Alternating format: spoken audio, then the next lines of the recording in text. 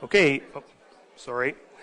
Good evening, everybody. I'd like to call to order this committee of the whole meeting of the Council of the Town of Saugeen Shores and welcome everybody to Rotary Hall this evening. Glad to see you all here. So the second item on the agenda is disclosures of pecuniary interest, and I'll ask any member if they have a pecuniary interest that they would like to declare. Councillor Smith. Thank you, Mr. Mayor, and through you. It is with great anguish that I will be declaring a pecuniary interest this evening, as my husband is a part owner of the Social Athletics of Saugeen Shores, an organization who operates the Port Elgin Beach Volleyball League. I sought legal advice from the Integrity Commissioner, and it is under his advice and with an abundance of caution that I am declaring a pecuniary interest on all matters related to the Port Elgin waterfront. Though this is a seemingly trivial conflict, I cannot risk jeopardizing due process. 3 weeks ago, SAS made a formal request to be eligible for lease of any new or repositioned beach volleyball courts, and as a result of that request, I must cease participation in these discussions. I will reiterate that thus far, including my participation in the Waterfront Development Ad Hoc Committee, I have operated with the utmost integrity and in our quest to find the best solution for the Port Elgin main beach waterfront development. My family has been involved in many aspects of this community prior to my participation in municipal government, and I chose to run for office not in spite of that involvement, but because of it. To sit on the sidelines for this decision, what is arguably one of the biggest decisions of this council, is nothing short of gut-wrenching. Like many of you, I look forward to observing a balanced, respectful, and productive discussion tonight, but for me, sadly, it will be on YouTube. Thank you, Councillor. You've put your written form into the clerk. Thank you. Are there any other disclosures of pecuniary interest at this time? Not seeing any. Of course, you can declare one anytime if you need to. We have no additions, deletions, or amendments to the agenda, so that moves us on to open forum. Council has directed that open forum be extended for 15 minutes for the purpose of this committee of the whole meeting, so that will make the open forum run 30 minutes this evening. Open forum delegates will have 3 minutes to speak. And we're going to hew as closely to that as we can. If one individual happens to use less time, that will give more time and potentially an opportunity. I think we actually have 11 people signed up, so if we can get a couple that are under 3 minutes, we may get that 11th one in, which would be great. I guess I was also asked at the last council meeting by the Deputy Mayor to remind everybody that according to the procedural bylaw, council does not respond to open forum delegations, but does have the opportunity to respond or ask questions to our formal delegations. And just before I call the first open forum and get into that, I just make a comment looking out at the audience here today. There are lots of people who I know who have differing views on the subject matter that we're going to discuss here this evening. And so it's almost certain that in the conversation we're going to have, you're going to hear things that you really like, and you're going to hear things you really don't like. And that's, understandable. But it's my job, and it's council's expectation that to create a environment here where everybody who is going to be speaking to us this evening can do so comfortably and confidently and feeling supported by the room. So I hope that you'll help me by keeping your expressions of support or disapproval to yourselves, and give those folks who are going to speak to us the opportunity to do that in a respectful environment. So thank you for that in advance. There was one other thing I was going to say. I can't remember. That's fine. That's good enough. So what we'll do is start by calling. Oh, the other thing is, particularly during the open forum, any intervention from the audience will rob time. So it's really important during the open forum that we let the speakers come one after another so that we can get them all in. So thank you very much.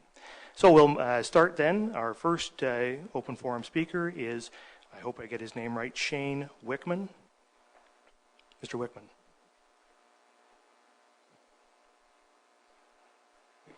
Good day. I just got two major concerns. One of them is bankruptcy. What would happen if Cedar Crescent Village goes bankrupt during the current construction phase or afterwards? Would it be us taxpayers who would be responsible to cover the costs, or would it just sit vacant on the beach for years to come? And the second issue which I have is the environmental risks. What would happen if there is a major spill from sewage that goes into the beach where we swim at? Would it be again us taxpayers who are going to have to front the bill, or would it be Mr. Donnelly and the investors? Thank you very much. Okay, thank you, Mr. Wickman. We'll move on then to speaker number 2, Mr. Peter Little. Please just keep your applause. I appreciate that. Mr. Little, sir.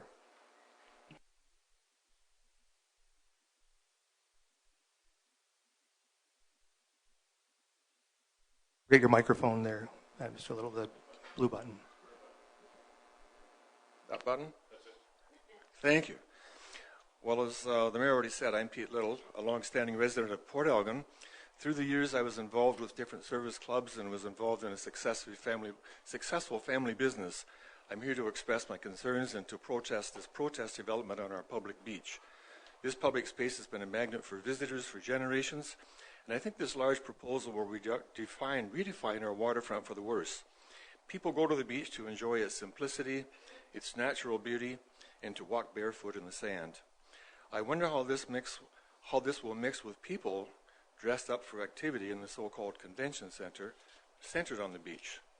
This development, to me, smacks more of commercialization than beautification or enhancement. I agree certainly that our beach needs revitalization. It's currently a mess in its disrepair and neglect. It's an embarrassment to the community. Change is inevitable. We've had many changes over the years with mini golf, kiddie rides, tennis, music, markets, but they've, by and large, been kept on the original footprint of the station. I think we have to keep any development back from the water. With the reality of rising water levels, we need all the sand we can get.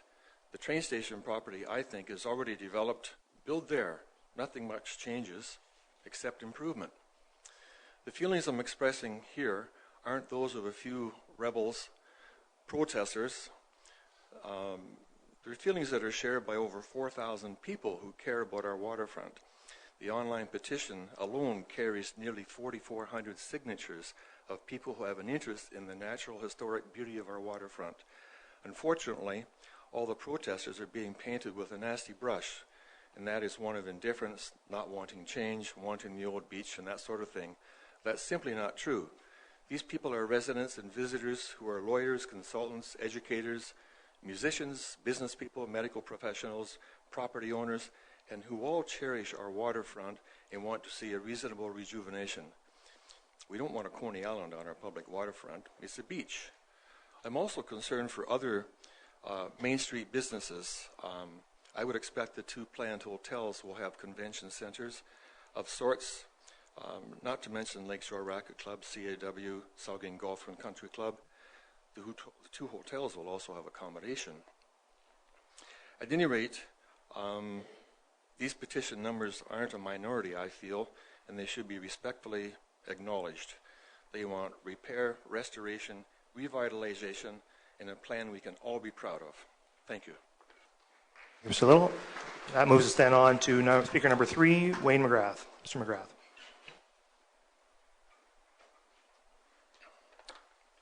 Hi, everybody. I asked if the Waterfront Master Plan was valid or not. 3 councils, the mayor, the CEO, have all endorsed the Waterfront Plan, which obligates your administration to follow suit. This is what taxpayers pay for. This is why the authors spent 3 years believing in the validity of this plan. Council endorses a plan, staff implement that plan. In other words, parameters set, welcome developers. I listed each page and quoted each line that continually stated the need for collaboration and inclusion, and its injection of a special clause to embrace stakeholders. Example on page 11, quote, governance, a consolidated approach. I pointed out 16 different sections of the Waterfront Master Plan that were disregarded. The future development site of the concept plan, rejected. The idea of inviting citizens to shape these plans and then ignore their contributions is a travesty of the community-based planning process. Community partnerships, never happened. 5 years of collecting stakeholder data, never happened. Approving this plan means ignoring 73,000 beach stakeholders' wisdom in favor of 0.0008% of non-stakeholders. It also means ignoring the historical importance of this beach space and the Great Lakes Protection Act. It also means ignoring the Ontario Ministry's beach tourism stats based on 6.5 million visitors. None, zero, would use a conference center. It also means ignoring an international stance on protecting environmentally sensitive parks. 52% of all parks fail within the first 5 years, mainly because the concepts are based on wishful thinking and a faulty business plan. The planning process is an historically vital community activity. By including citizens, the chances of mistakes are minimized because of the diverse expert backgrounds of said volunteers. Allowing a small cobble independent of scrutiny to think they own the rights is a formula for public corruption. For example, the splash pad location. And of course, the train had to go. And now, by bypassing numerous demands for inclusion and collaboration, this process makes a farce out of, quote, socially responsible and overall consideration from the Waterfront Master Plan. Forcing us to react after the fact makes your CEO's recent statement of, quote, extensive community consultation and ongoing feedback a misrepresentation of events. The authors of the Waterfront Plans made no mention of developing a village plan of this magnitude. Parameters ignored, stakeholders excluded, community divided. 3 minutes, Mr. Mcgrath. Mr. Danini has dozens of meetings about a famous piece of public property, and we can't get one question answered in the public forum. If you believe in honesty, collaboration, and inclusion, let's repair, restore, and revitalize our beach, and most importantly, find a plan that all of us can be proud of. Mr. Mcgrath, that moves us then on to speaker number 4, Kate Brewer. Ms. Brewer.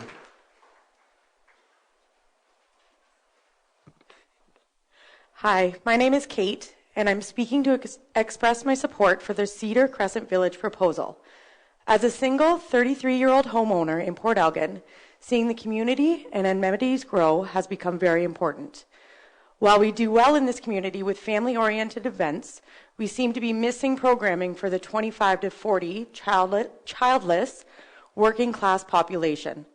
In my opinion, creating a space with lifestyle-geared retail, volleyball courts, and a restaurant on our beautiful beach is the perfect way to entice said demographic group to spend more time and money in our town. We have a thriving community situated on beautiful Lake Huron. Our sunsets are stunning, and we are all privy to that view. That's the beauty of living here. The sun is pretty big enough that you can see it set from anywhere, and I'm not worried about a building blocking that sun. Our tourism industry is so strong and has provided many businesses here the means to float over the cold, long winter. But that time has passed. As an employee of a local restaurant, I've seen our winter numbers climb, and surviving on summer tourism is a thing of the past. As we have seen, our population is growing. Construction is at an all-time high. In order to support these new members in our growing community, we need year-round businesses and events to provide a quality of life in our so-called off-season. After reading the proposal, I see that this is a vision of the group. When looking over the public site plans, I can see that our beach is not impacted, but rather enhanced with the removal of volleyball courts, creating more safe towel space. With the addition of a restaurant, small retail, we will need the additional beach space to support the amount of extra people traveling here. As a resident for the past 8 years, I haven't spent a lot of time on our beach. I'm a pretty busy person, and the thought of relaxing for hours on a sandy beach doesn't do much for me. But put a restaurant, events, retail there, and I can't envision a better place to spend my days off. In conclusion, this is an incredible opportunity brought forth by strong members of our own community, people who work here, own businesses here, and have raised families here. I can't envision a better group of people to decide what is best for our town's needs. Thank you, Ms. Brewer. That moves us on to Mr. Bird. Let's keep our applause to a minimum, please. Okay, thank you. Mr. Bird. Thank you for allowing me to speak today. My name is Randy Bird, and I am a serial entrepreneur, and I have been for over 40 years. I have worked in very similar townships as this area, and I have brought rapid increases in tourism to several of these locations in the past year. Additionally, I sat on the board of directors for Waterloo Region Tourism for many years and learned quite a bit in that capacity. My full-time home is on Harbour Street. My beachfront hotel is also, as well as my boat. It all looks to the water. Nobody loves this beach more than I do, and it's given my family 25 years of enjoyment, and its calming effect has been our source of mental healing for friends and family with unfortunate injuries and illnesses over the years. So what makes a community great? Well, it all starts here with our council. A forward-thinking council is imperative to keep up with this population growth. Complicity is not an option in a community that is growing at the speed that we are currently growing. With council's hands tied financially, options like private partnerships have opened many doors that would otherwise have been closed. And we have studied the details. The success of our council is summarized in the economic impact study that was shared months ago. For those of you that don't know what a TREM study is, let me help you. The study is a templated format used in tourism to help break down what project does in the immediate area surrounding the project. For example, hotel stays, restaurant spending, retail purchases, as well as even vehicle gas and car repairs from visitors. It also tracks employment generation and increase to local spending like signage, building supplies, and taxes, all associated with them. Here's just a few outcomes of the impact study that was done. Gross domestic product locally of over $8 million created in the first year. 90 plus positions of employment, most to be sourced from colleges and universities and agencies because it's a high frequency of summer employment. Total tax, local tax stimulation of $1.3 million federally, $1.7 million provincially, and close to $500,000 locally here in our community. As well as an immediate impact, a positive impact to the property values in the immediate area of the vicinity, despite the emotional outcry you may have heard. As a year-round facility, this project will generate community services like no other privately owned building in this town, with public skating, free service club venue, indoor-outdoor market facility, community train for parades and fundraiser, no-charge concert series for all to enjoy. There is a series of obligated and non-obligated donated services planned for the future of this site. That's 3 minutes, Mr. Bird. If any of you have actually read the lease, which is posted online, you will know that your council has done an amazing job and they have your interests at heart. Let's make this town stronger through logical, fact-based information. Let your council prepare for the onslaught of newcomers to the area and manage this community and listen to the silent majority that supports this. Thank you. Thank you. That moves us on to speaker number 6, Judy Bird. Ms. Bird.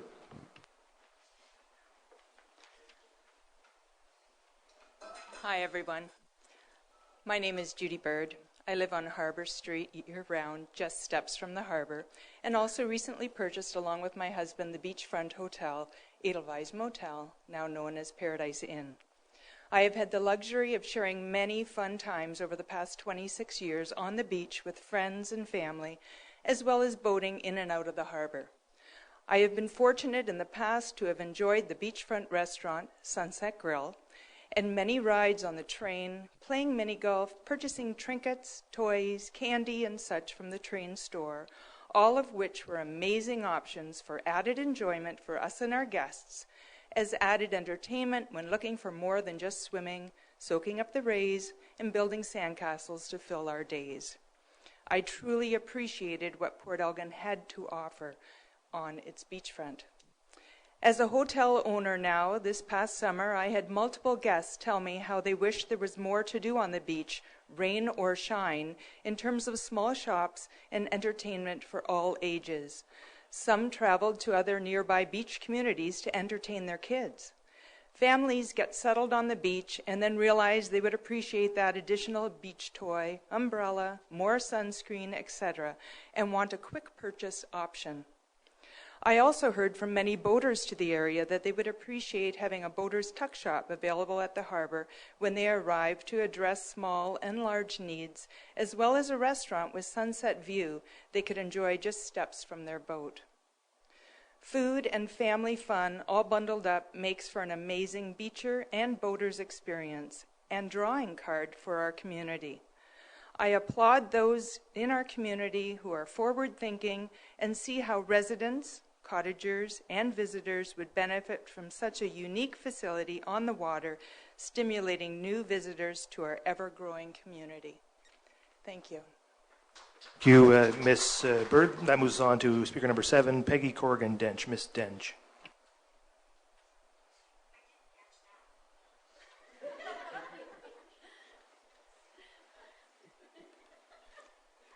Google's trying to steal my thunder. The current proposal goes well beyond what the public wanted. Is this trouble on the horizon? The vision of the master plan in 2014 has been sold to one bidder. This plan is their vision, not ours. It spells a different way of being on the beach that none of us had conceived prior to this group coming forward. And it seemed, when I watched the presentation back on July 22nd, that council was all for it right from the get-go, and that the partnership between the town and the proponents was already in place before the survey even went out. The law demands value for money. A municipality shall not grant assistance to a private business through lending, leasing, or selling property of the municipality below fair market value. The Municipal Act, Section 106, states there must be a value for money assessment undertaken. I hope that Council has looked carefully to see whether or not this has been done. Is $2.50 a square foot fair market value for this prime piece of property? Why would the town want the CCV to compete with their own interests? The Rotary Hall that we're in tonight holds 255 people. How much revenue will the town lose because another hall is now going to compete that the town doesn't own, the one that's proposed for down at the beach? The Southampton Town Hall, the Bruce County Museum, these halls will also have fewer functions as a result of the competition from a private group. The town leases space at the Coliseum and the Plex for larger shows. Will the annual craft show and the antique show now be lost to the Cedar Crescent Village? How will the proponent keep staff and find housing for them? We know there is a housing shortage in this community, and it's difficult now to find staffing for service industries. The lease proposes a like-new condition. How will this be met if past practice is any indication? Crumbling mortar, broken signs, broken window boxes, and a second-floor accommodation that is, in my view, very poorly maintained at the main corner of our town. Is there an appearance of a conflict of interest anywhere in this process? I'm sorry that Ms. Smith had to leave because of a pecuniary interest, but I really uphold her integrity for having done so. And I know that members of this community spoke about this to us a long time ago when we were here about the train. So this was known long before the current proposal was made public. I also want to speak really briefly about the Harbour Light and the Beachside Cafe. Two business owners who have been in business a long time, especially the Harbour Light, which should have a historic designation, and they are being treated really shabbily. How are their customers going to park and find a way to get to their restaurant? That's 3.5 minutes, Ms. Dench. All done. Thank you. Thank you. That moves us then on to Ms. Christine Mitchell. Ms. Mitchell.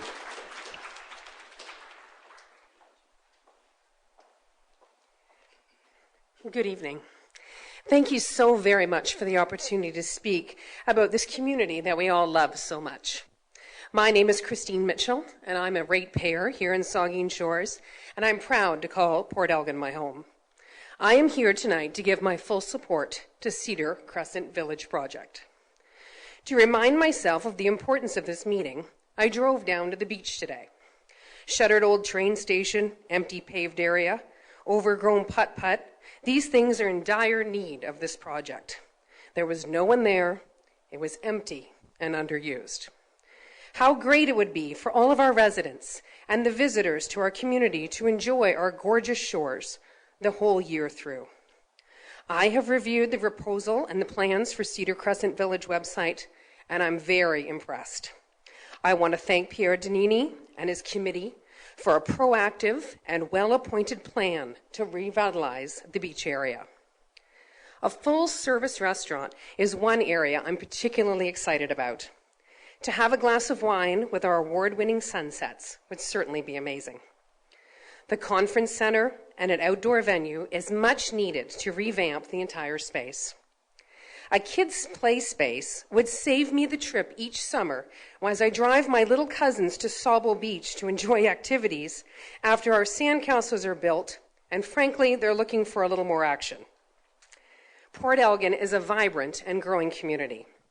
At the Mayor's Breakfast in the fall of 2018, I heard Mr. Luc Charbonneau speak about the development and growth in our community. He spoke about the proactive and progressive approach that Council is taking to welcome both our residents and visitors alike. Cedar Crescent Village is a vital part of this growth, both culturally and economically to Port Elgin. I want to thank you again for the opportunity to speak tonight. Thank you, Ms. Mitchell. That moves us on then to Allison Heist, speaker number 9. Ms. Heist. Hi there. Thank you for the opportunity to speak tonight. I'm a homeowner in Port Elgin, and I'm also a business owner. And I actually live about a half block up on Elgin Street from the marina. So for me, every day I walk down the street, go on my daily walk, and all I see is the abandoned station, the putt-putt that I'm not sure what it is, overgrown, the asphalt, the weeds, and I'm so impressed with the proposal that was put forth. And I think that Cedar Crescent Village is an amazing way to repurpose a space that has always been used as a commercial space at the main beach. Of course, always a partnership between the town and private business. So I think that Cedar Crescent Village is a sustainable way to move forward with revitalizing the waterfront. As a taxpayer, it doesn't cost me anything, and I don't have to manage it. And as a business owner, it's going to attract more people to the area that will give some legs to my own business. So I am hoping that soon I will see something other than a derelict old building, and I envision this development like something like a European piazza, like a gathering place where families can go to play, eat, and have activities to do every day, whether it's summer, spring, winter. So again, thank you for your time, and thank you to the committee for such a beautiful proposal. Thank you, Ms. Heist. That moves us then on to speaker number 10, Robert Wagner. Mr. Wagner. Good evening. I'll be focusing my concerns on the proposed land lease regarding the Waterfront Revitalization project. I'd like to address 4 key points. Number 1, annual rent. Please share with us how the town calculated the $2.50 per square foot to ensure Saugeen Shores is getting the highest value for money and or fair market value possible. This is the most valuable public land asset in Saugeen Shores, and its exclusive control and use is being turned over to a numbered company for approximately the next 50 years. It It is incumbent and legislated that Council ensure due diligence is completed by using both independent real estate and financial experts to determine the fair market value of the property being leased. Other criteria would include the type and length of the lease, the location of the property being leased, the type of commercial activity being provided, while at the same time utilizing a net present value of the lease over the next 50 years. This necessary and critical exercise should confirm the annual rent rate being proposed meets the fair market value and will pass the test of time. The town should be sharing these findings as public documents prior to any lease being signed. Commercial leases of this nature are normally based upon billable square feet. Why is this not the case here, but rather based upon building footprint? The proposed formula does not take into consideration a second floor of a building, volleyball courts, patio space, etc., which will be under the full control of the leasee and will derive revenue to the leasee. Also, how are activities in Schedule C being realistically valued for offset? And should this assessment not be done prior to the lease being signed? What is the cost of the town of the site servicing and the annual realty taxes, development charges, and completion penalties not included in the lease? 2, a development deposit of $150,000 is required as security. How is this amount determined, and does it truly reflect the risk that the town has, especially during the construction phase? If the project is valued between $7 to $10 million, which by the way is yet to be determined, that security deposit represents only 3.75% on the lower value, which puts more risk on the town than what the numbered company is being asked to provide. We feel a minimum of a 10% deposit is more appropriate and shows both the physical capability and desire to complete the project by the leasee. What other documentation and or background checks have been done by staff to ensure this project can be completed as outlined in the lease, i.e. have background checks been done including the source of funds? If the town proceeds with this project, it is recommended a provision of the lease be added regarding a community design process or charrette be implemented.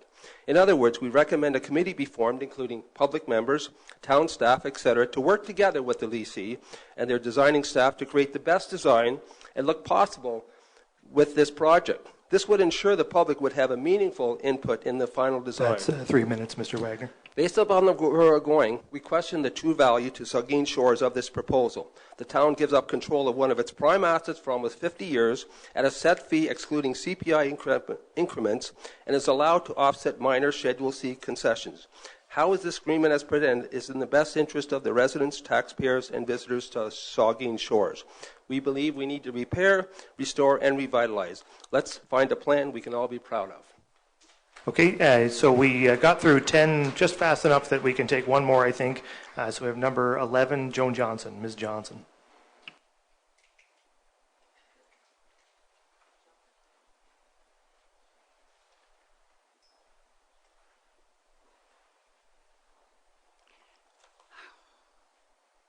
Hi, I'm Joan Johnson. My husband and I have owned Harbour Light Restaurant for over 30 years. I know we need something new down there, but a lot of it is to be blamed on the council for the 5-year leases.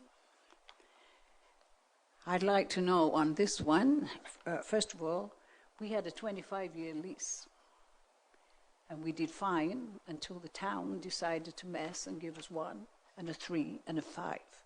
Yet you expected us to put money. So this fault's not lie with all of us on the beach. Everything that we made, we put back into the business because it was a short term. You're going to have a tough time with it on the beach. I've been down there 30 years, whether I had the restaurant or not. We do need something. I'm not quite sure this is the plan.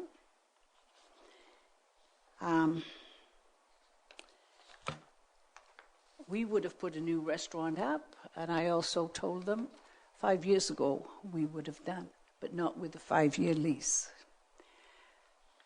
I do not agree with it being so close to the beach. I'd like to know how this affects our customers, where we're going to park, how are we going to get our deliveries in, and where are the people that we get quite a lot of that are not able to walk.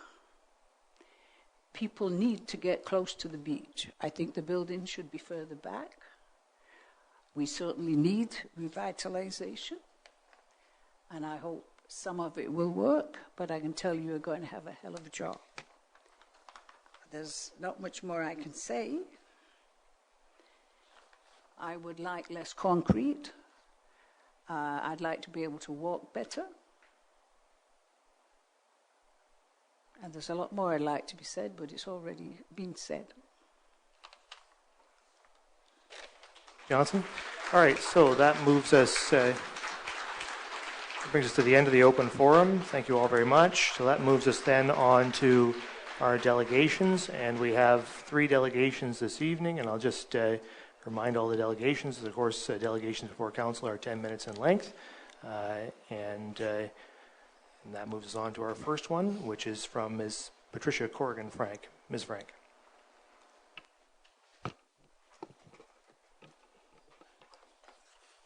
Thank you, Joan. Mayor and councillors, I come here tonight representing thousands of residents, cottage owners, and visitors who love living or visiting here, and even those who have never even been to Port Elgin but are concerned about our environment and the multitude of changes we are facing due to climate change. People from around the world took the time to sign our online change.org petition and make comments about the preservation of our beautiful natural beachfront. We are being impacted by climate change even here in Saugeen Shores, and we need to pay attention. Just 3 days ago, I was contacted by one of our members expressing serious concerns about this proposed development. Her name is Melissa Hughes, and she would have been here tonight, but unfortunately, she lives a very long way away. She is a lifelong summer resident of our beautiful town. She is 26 years old and holds a Master of Science degree in Environmental Sustainability from the University of Ottawa. In contacting me, she was offering some advice in hopes of providing input to help Council decide whether or not to approve this 50-year lease. She realizes and appreciates that this decision is a difficult one, but hopes that you will not approve the proposal for the Cedar Crescent Village development on the basis of the ecological integrity of the Port Elgin beachfront, which she feels will undoubtedly be compromised should this development be laid upon our most precious natural resource. I quote her directly, "I would like to formally state that I'm absolutely against the proposed development as it has been most recently been presented to the Saugeen Shores public. This is not to say that development of any kind is not welcome on the Port Elgin beachfront, as there is certainly a need for its revitalization. However, this revitalization must be undertaken carefully and only after due diligence is done to fully understand the potential impacts of any man-made development in such an ecologically sensitive area and how these impacts can be mitigated.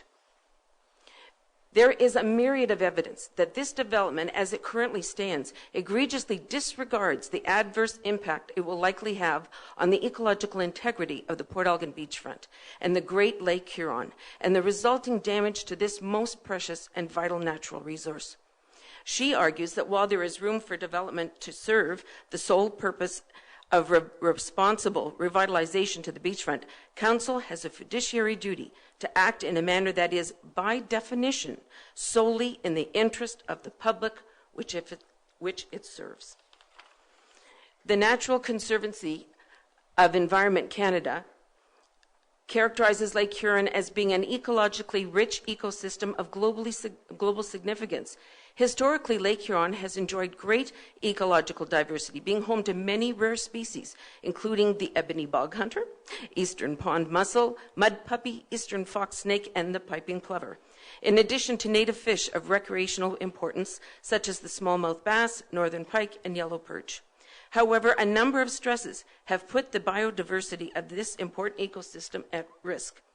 As was reported by the Lake Huron Biodiversity Conservation Strategy Core Team, through a collaborative and science-based process, Environment Canada, now Environment and Climate Change Canada, has ranked these threats in order of their critical importance.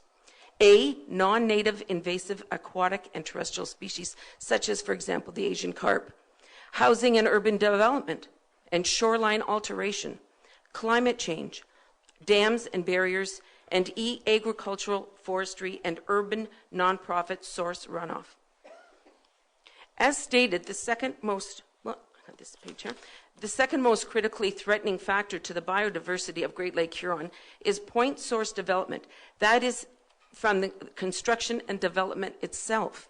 This includes such things as road salts, truck exhaust, possible leaking of refrigerant chemicals used to maintain an ice rink, garbage, exhaust hood systems, and grease interceptors for the conference center and restaurant, and much more. The proposed Cedar Crescent Village and its accompanying lease agreement do not provide enough for the prevention and mitigation of the degradation that would arise from the construction of such a large set of multi-level buildings in extremely close proximity, as of right now, 15 meters to the shoreline, as well as ongoing use and maintenance of these structures over time. While sustainable tourism to the beach area of Port Elgin is welcome and supported, it must be accompanied by a shoreline recovery and maintenance strategy and a plan that mitigates the impacts of human interference in the natural ecosystems housed by the beach and the lake. Furthermore, the proposed development will undoubtedly be accompanied by a new stretch of walkable infrastructure to support supposed year-round use of the Cedar Crescent Village. The Canada chapter of the World Wildlife Fund recently released a report indicating that there is an urgent need for the use of road and sidewalk salt to be dramatically reduced due to the critical threat of the chloride runoff from this salt into the Great Lakes. And we currently are sitting at 8% salt that is used here in Port Elgin, and they're recommending 3%. And I know it was raised at a committee meeting back in November, I think November 11th. So I think that's something that should be seriously considered.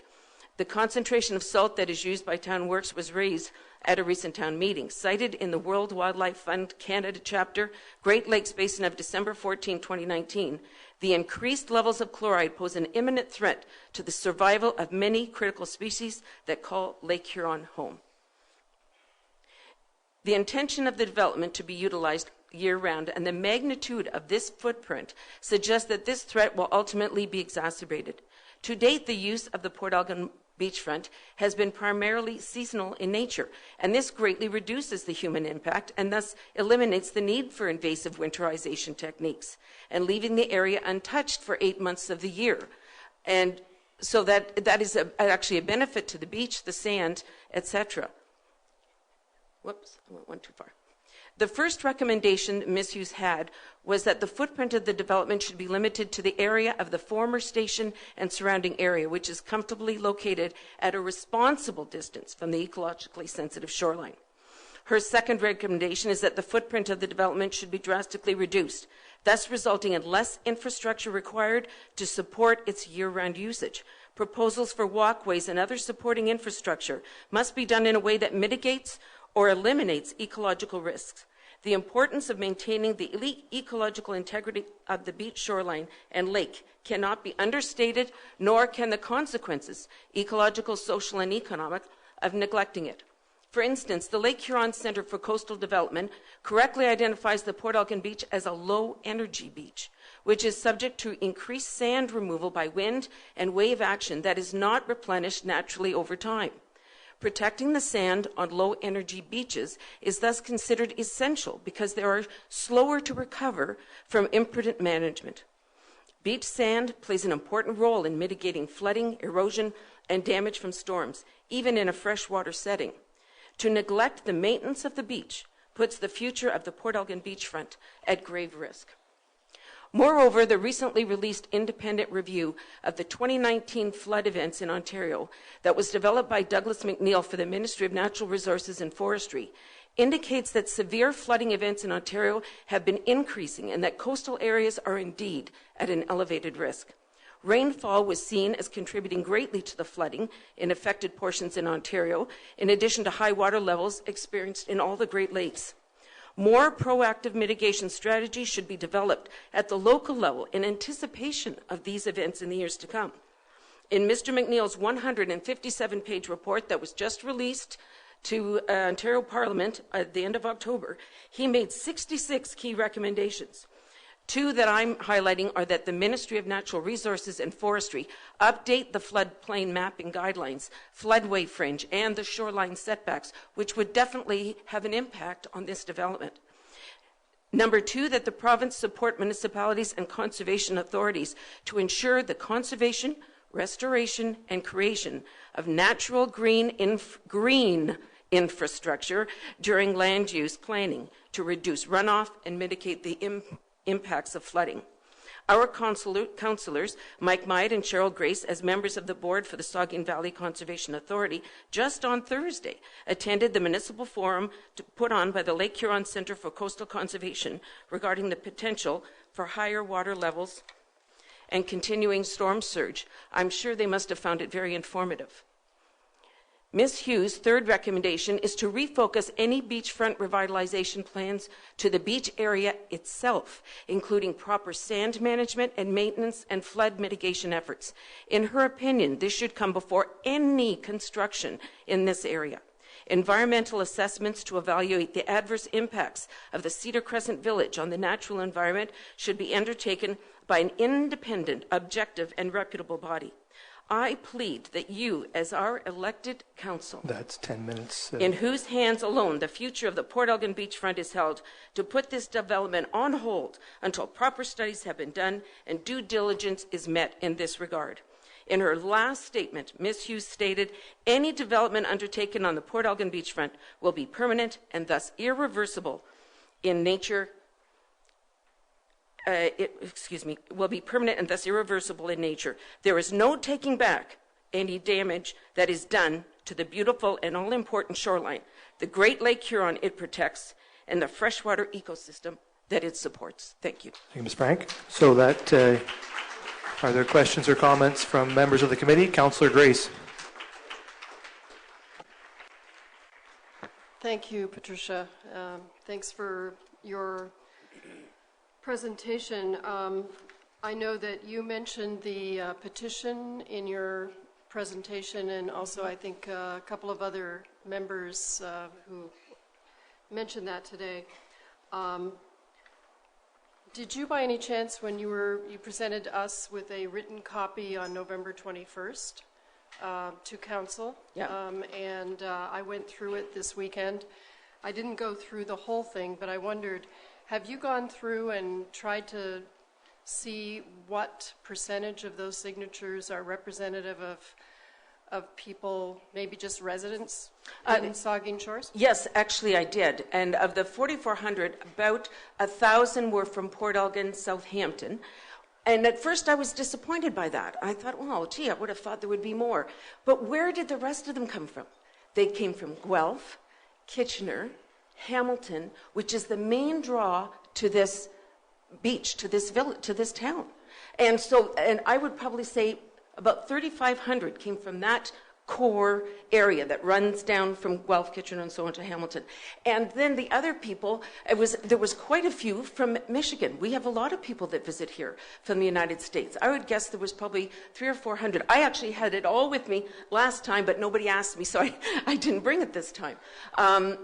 And then it was just, as I said, first I was a little disappointed, but then my mind was boggled by the wonderful comments from people from Ireland and Israel, and who were concerned about our environment. And of course, I've posted pictures that they could see, and they couldn't believe that we were even considering allowing this kind of development on our beautiful beach.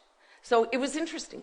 Really, I'd be happy to provide the analysis that I did. And when you print it off, when I gave it to you, you didn't get the comments that don't come with it. And I think I could print off just the comments by themselves, but they were fascinating. Okay. If I may just, I didn't see the comments, so yeah, that's unfortunate. And I didn't go through every single page. But I tried to get sort of a sense from looking at the pages that came from change.org. Mm-hmm. And so that would have been the people from, other than the handwritten pages that you presented to us, mm-hmm. I think there were 8 of those. Yes, and I've got more since then, but Okay, yeah. Well, it would be nice for us to see those. Okay.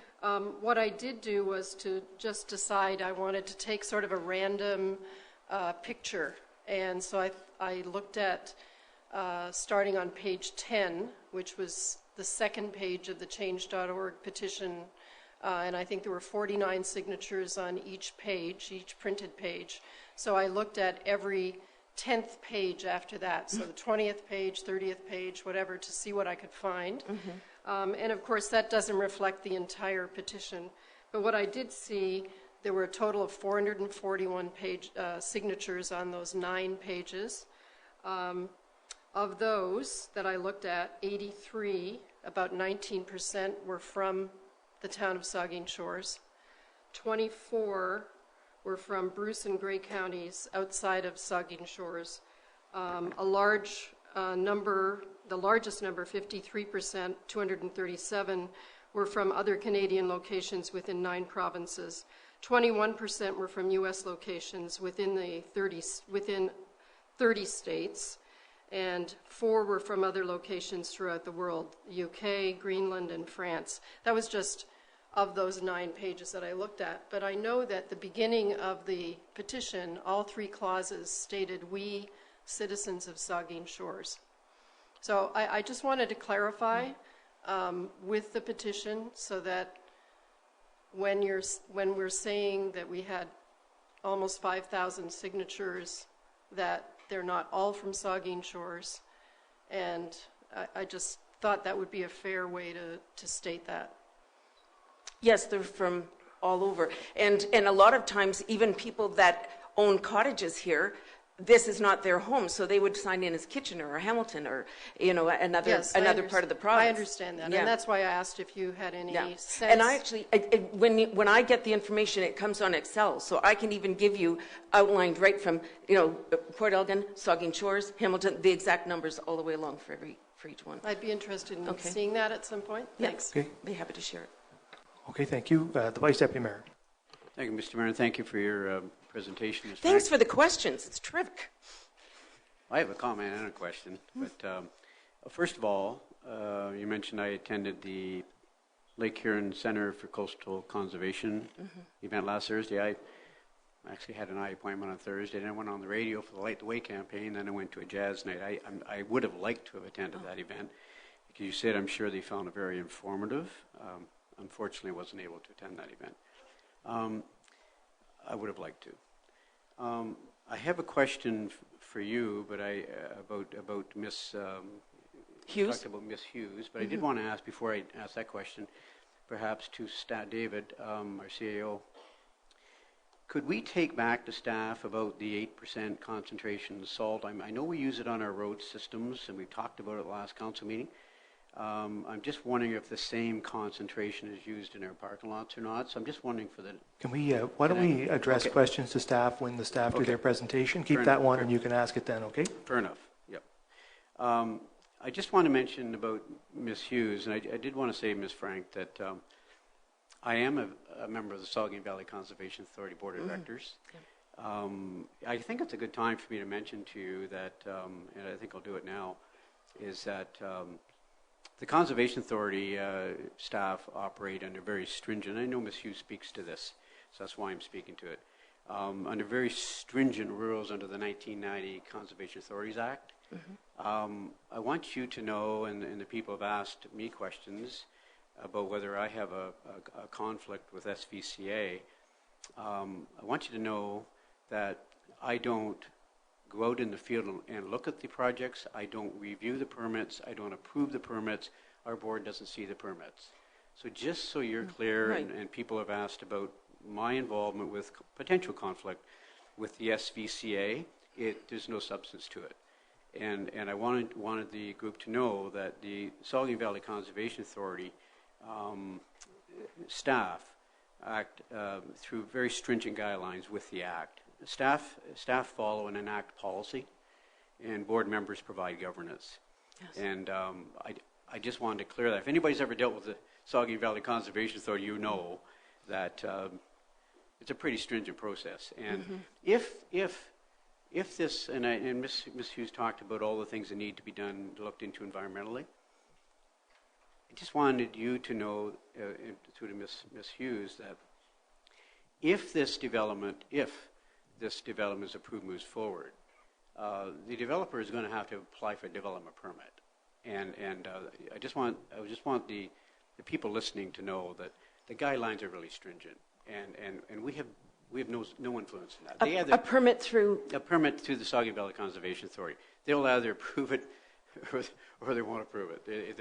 So I just want to let you know that permit I have no involvement in it. So Mr. Might, I hate to disagree with you on that. What has happened is that the proposed development has been moved. It is not where it was when they submitted it to the SVCA in June. It has definitely been moved outside of the dangerous hazard lands. So this town council can go ahead, because they have moved it, the town council here can go ahead and approve it, and they don't need the SVCA approval. Ms. Frank, that's just to be very clear, SVCA must approve all construction projects, not only in the town of Saugeen Shores, but across the Saugeen watershed that occur within the regulated area of the Conservation Authority, including the projects of the town of Saugeen Shores. And that will occur because it will have to occur, to be clear. I appreciate that as well. But I spoke with Mr. Dick Hibna this morning, and he told me that if the development is within the site plan that is allowed off the hazard lands, that yes, you may go, but they cannot, he told me that they cannot stop you from building it because it has been moved to within the area of site development that you are allowed. That's what he told me. If it complies with the regulation. I have it. I actually taped the conversation. Okay, it must comply with the regulation. Are there any other questions to the delegation? No? Okay, thank you very much, Ms. Frank. That moves us then on to our second delegation, which is Mr. Mike McDowell. Mr. McDowell. Honestly, my biggest fear was that the person speaking before me would be really tall and I had to move the mic down, because it's deeply embarrassing. Okay, hello everyone. I would like to start by expressing my thanks and gratitude to Pierre's team and the Town Council for including me in tonight's Committee of Whole meeting. I'm extremely excited to voice my support for this project and represent those within Saugeen Shores that are hoping this process results in the completion of Cedar Crescent Village. Now, I usually don't like to read when giving a speech, but I will tonight as I want to ensure that I don't miss anything. So the reason I chose to speak tonight is because I believe that people involved in this process should represent the whole of Port Elgin and ensure that a variety of points of view are heard. My wife Annie and I moved to Port Elgin 3 years ago from Toronto. I'm originally from Ottawa, and she grew up in Guelph. We lived in Toronto for 6 years and never once thought of that city as our home. When we got the chance to move here for work, we were ecstatic. Our first visit up here sealed the deal. Port Elgin was our new home. We love this town. We bought a house here. We plan to raise our children here. And right now, I don't see us ever leaving. This is our town, and we care about what happens here. Everyone here can agree that the beach is beautiful, and we love it.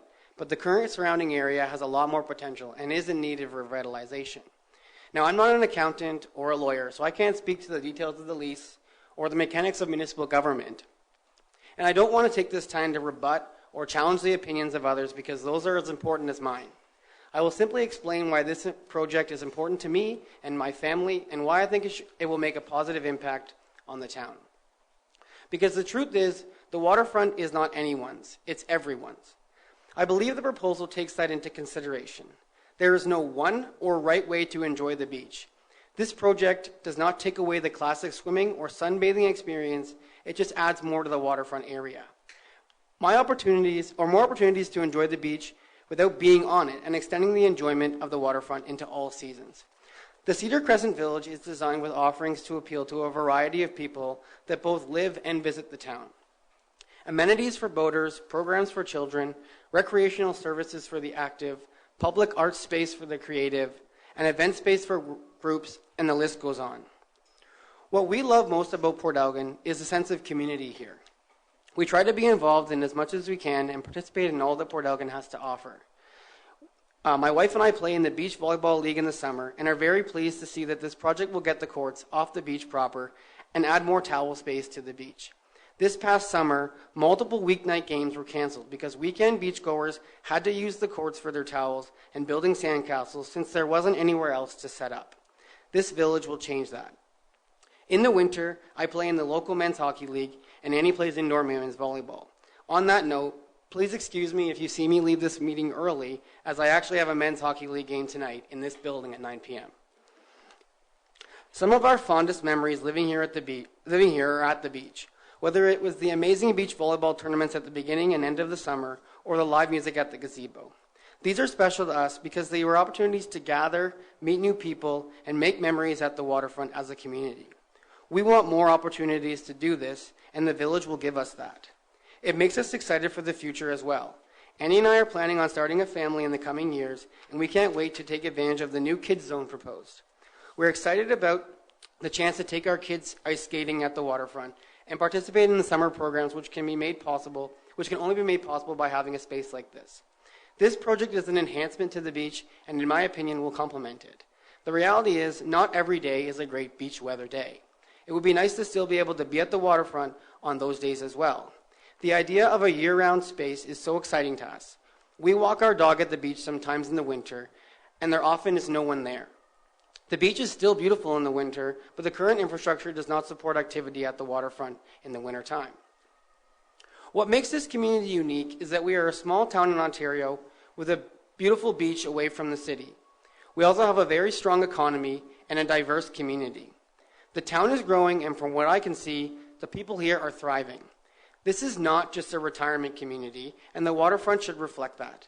This village aligns with the growth of our community and will bring us together by catering to even more of our diverse population.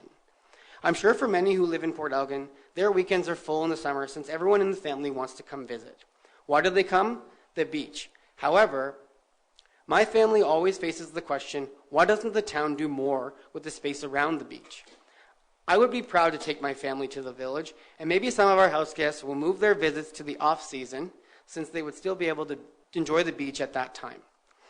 Now, I understand why this project has led to so much discussion and debate, since we all love the beach, and it is a shared space. I truly believe that forums like these are crucial to ensuring we make Port Elgin a town for everyone, and that we consider everyone's opinions. As you all know, there is a group on Facebook of supporters for this project where the excitement has been building, and I wanted to share some positive thoughts from a couple different people. Melissa Federchuk says, if you ask anyone for their favorite memory of the beach, most people will respond with the beach carnivals, the bandshell concerts, the train before it started falling off of its tracks regularly, the old restaurant, and none of which exist anymore. We are beyond preserving. There is nothing left to preserve. There is no other choice but to revitalize or ignore, and I choose the former. To the point of contention with the event hall, I wasn't able to get married in Port, even though I really tried. We spent tens of thousands of dollars to get married out of town. How amazing would it have been to get married at the Cedar Crescent Village? Bringing in more tourism options, especially now that the Paradise Inn has been so beautifully renovated for out-of-town guests. What an amazing option that I wish I would have had 7 years ago. Joanna Alpayaro, and I apologize if I pronounced that wrong, states, a few summers ago we spent some time in Greece. One of our family's favorite memories was watching the sunset over the water while having a delicious dinner and sipping a nice glass of wine. It saddens me that we cannot do this at home, even though we live so near the water. I also envision outdoor skating with the family on a clear, sunny winter day.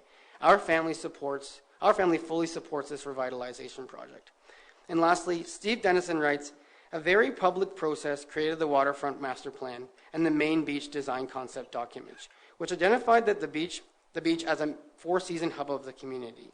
Keep the process moving forward. Great to see a design that puts people ahead of cars by moving the development forward to connect with the harbor. Very forward thinking.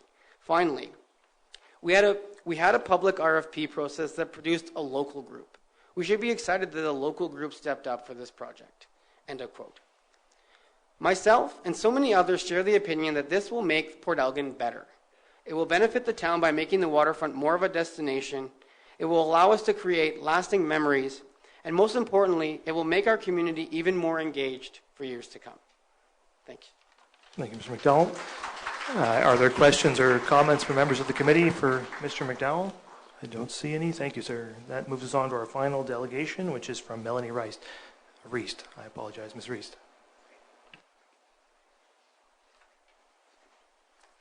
The weather has changed significantly since I last was here at the public meeting September 3rd, and I thank you for the opportunity to speak again. Honorable Mayor and Council members, It's been an intense 3 and 4 months for you, I'm sure, with a lot of information that you've had to digest and questions and concerns being raised. And I'm not going to be so technical in nature. I'm more going to be kind of a summary.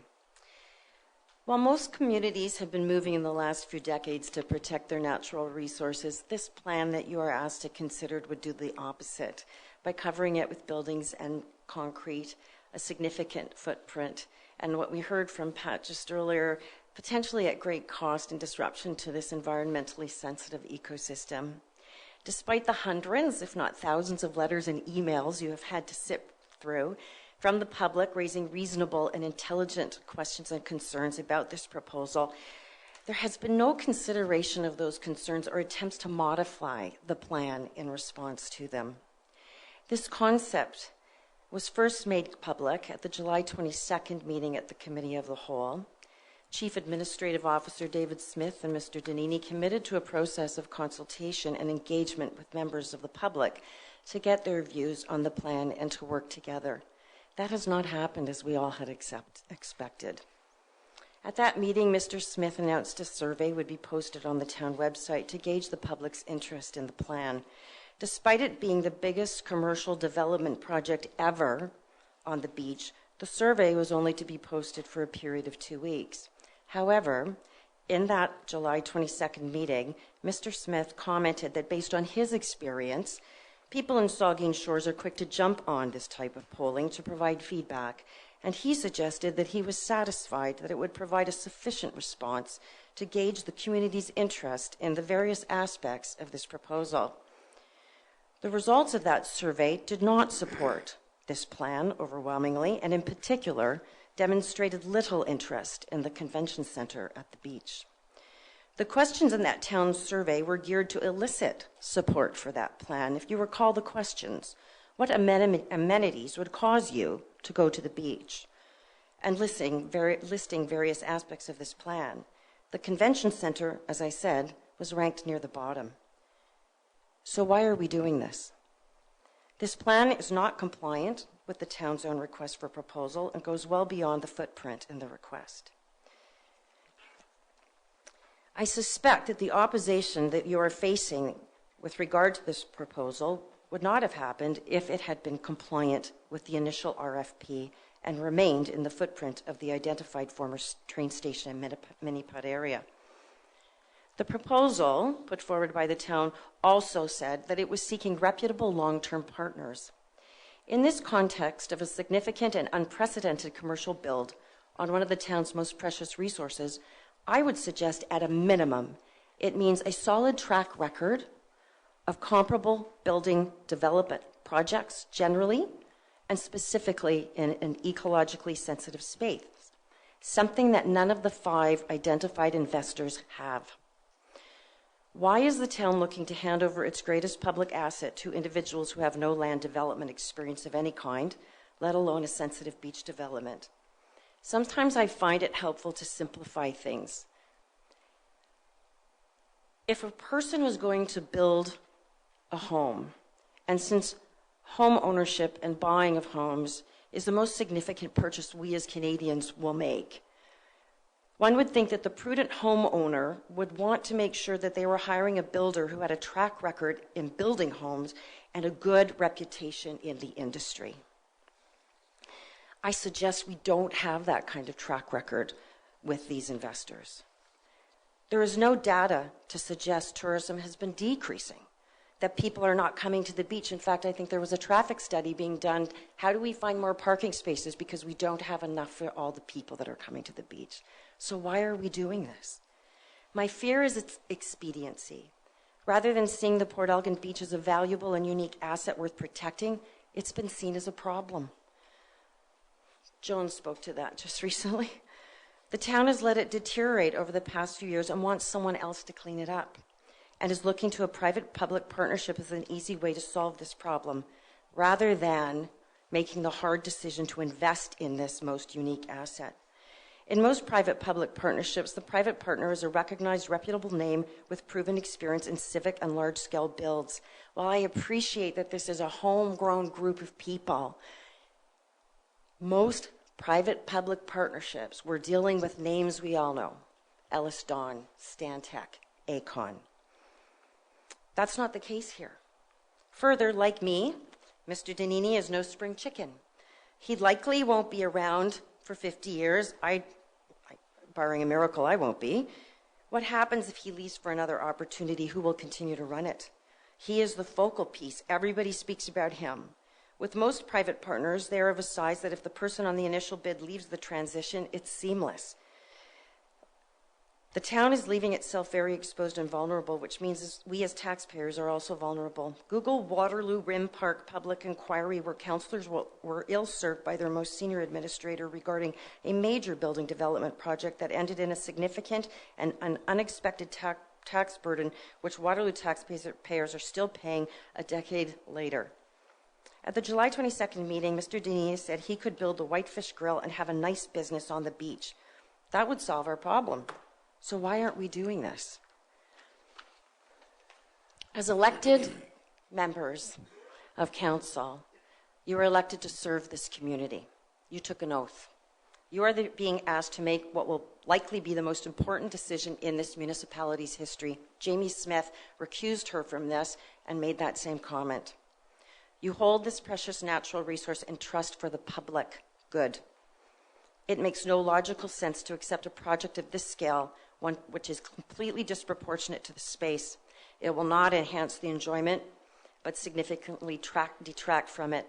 When I talk to people who do not live in this area about Port Elgin, what jumps to mind? What's been discussed, the natural beauty, its breathtaking shoreline and wide open spaces. And it's these features that keep people coming back year after year and has made Port Elgin a destination for tourist dollars that has made tourism a significant part of the local economy. Let's sit back and really think about this. Block out all the noise. How does a banqueting facility enhance the natural beach experience? It doesn't. And the town's own data said, is there not another way? Is this the kind of partner we want to be tied to for 50 years? Because it's the only plan doesn't mean that we have to accept a bad plan and unnecessary risk. I have heard it said that these investors are business people and they'll make it a success. The stark reality is that businesses experience problems and fail. What are the risks to the community here of failure? They're almost inconceivable. Not only the blight of concrete derelict buildings on the beach, but increased municipal service demands for maintenance, security, costs, and police services. I understand that the value-added services in Schedule C of the lease are appealing, but I think they can be provided for the most part without a convention center. And it should not overshadow the many legitimate reasons why this is not the right plan for this space. Senior town administrators have been pushing this plan.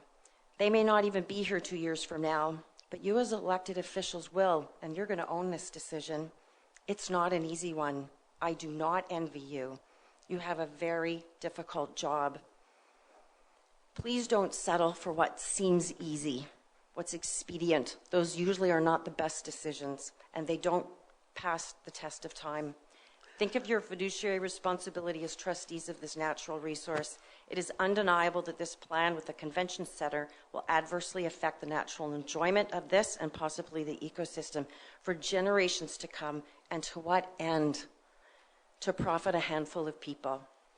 You are caretakers of this beach. Be on the right side of history. Don't give in to commercial profit-driven interests for something the people of this community, through the survey, have clearly spoken to. It wasn't a priority, a convention center on the beach. Unfortunately, this process has been marred from the beginning. That's 10 minutes, Ms. Reese. All right. The beach is worth taking the time. It's worth taking the time to do things properly and getting the right plan. I want to end with one thing.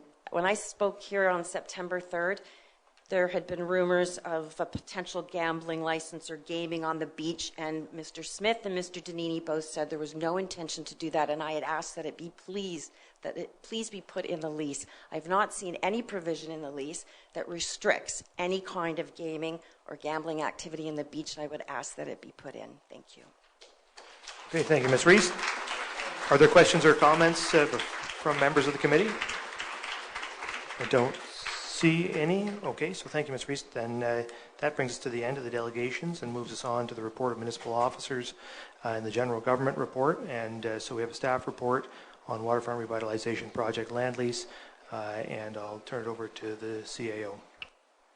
Yeah, thank you very much, Mr. Mayor. Tonight's report portion of the agenda is dedicated to the proposed revitalization project. All of the reports on the agenda are connected. Mr. Donini, the lead proponent, will speak to his proposal, followed by his architect, Grant Diemert, followed by myself speaking about the lease. Since many of the anticipated questions overlap, I would suggest members of council hold their questions until we are all finished, then direct them to the most appropriate person. Finally, Mr. Mayor, I would like to thank members of council for the hours and hours of homework they have invested in this project. I've received hundreds of questions, and I think I've answered most of them, but happy to answer all of them following the presentations. So I'd ask Mr. Donini to come up and speak.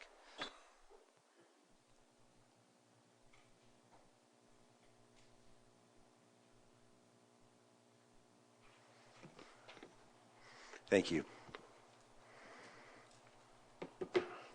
Mr. Mayor, Council, thank you for having me. I would also like to thank everybody in this room, those that agree with what we're attempting and those that do not. Hallelujah to democracy. So you've heard the term going to the beach without being at the beach. A little cliche, I get it, but it has a lot of meaning because there's been a lot of concern about building on the beach, which is a bit of a, is not what we're doing and is not what we're proposing. So I'd like to welcome everybody to the Cedar Crescent Village.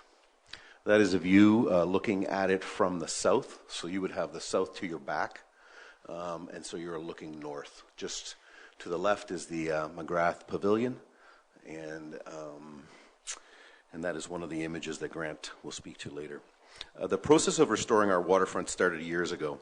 The goal has always been to maximize the use of this space for the majority. Many volunteer hours were devoted to this issue. Last winter, the dream of making our shared space a viable destination that could be enjoyed by everyone came into the final phase, the RFP process. Over 15 interested parties registered for this RFP. So we know that our proposal needed to be one that fit the needs of as many as possible. As I've said before, mine and our group's absolute self-interest and selfish vision would have been to only build a bar and restaurant. And that's it. But we didn't do that because that is not what the community needs. Reclaiming an underutilized asset so that we all could enjoy it was the goal. If this could be done with minimal financial impact to taxpayers, then we would really have something. Our vision all along was guided by the Waterfront Master Plan. That term's been used a lot tonight.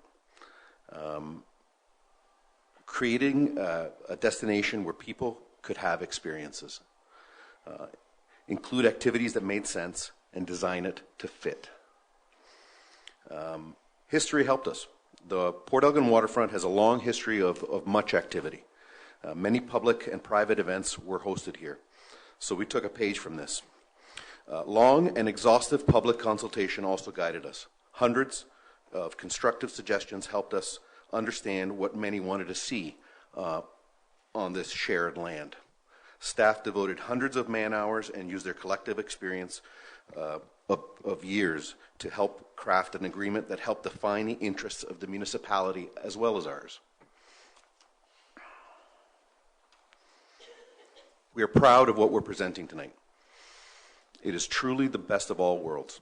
Thoughtful planning that considers many factors, long-term vision and viability so that this asset will be available for generations.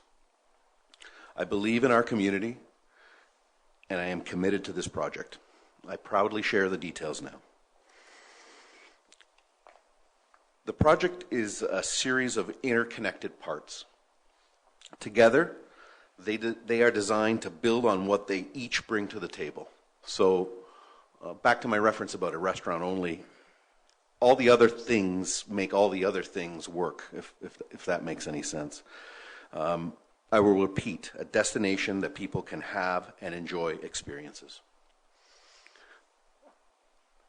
The Whitefish Grill, 4-season restaurant, truly something for everybody. An opportunity for our community to enjoy a wide range of food and drink while taking in the view. Patio and terrace for the summer, warm fireplace, hot cocoa for the winter. The team will feel at home here, as well as a couple looking for a bit of a break, as well as will families.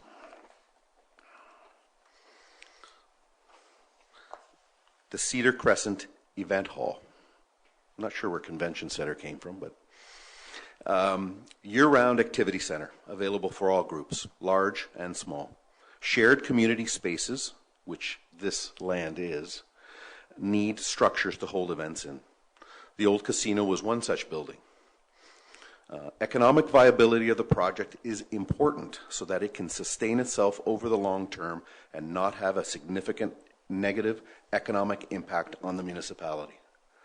This hall will provide predictable activity that will allow us to deliver many other activities and services. As well as paid events, the hall will be available for community groups to use. Kids Activity Center, providing things to do on a year-round basis. The Kids Zone will have various indoor activities that kids of all ages can enjoy. Rainy days, breaking up a sunny excursion to the beach, or a birthday celebration will all be reasons family will use the space. We will provide use of the space to children and families in need throughout the year as well.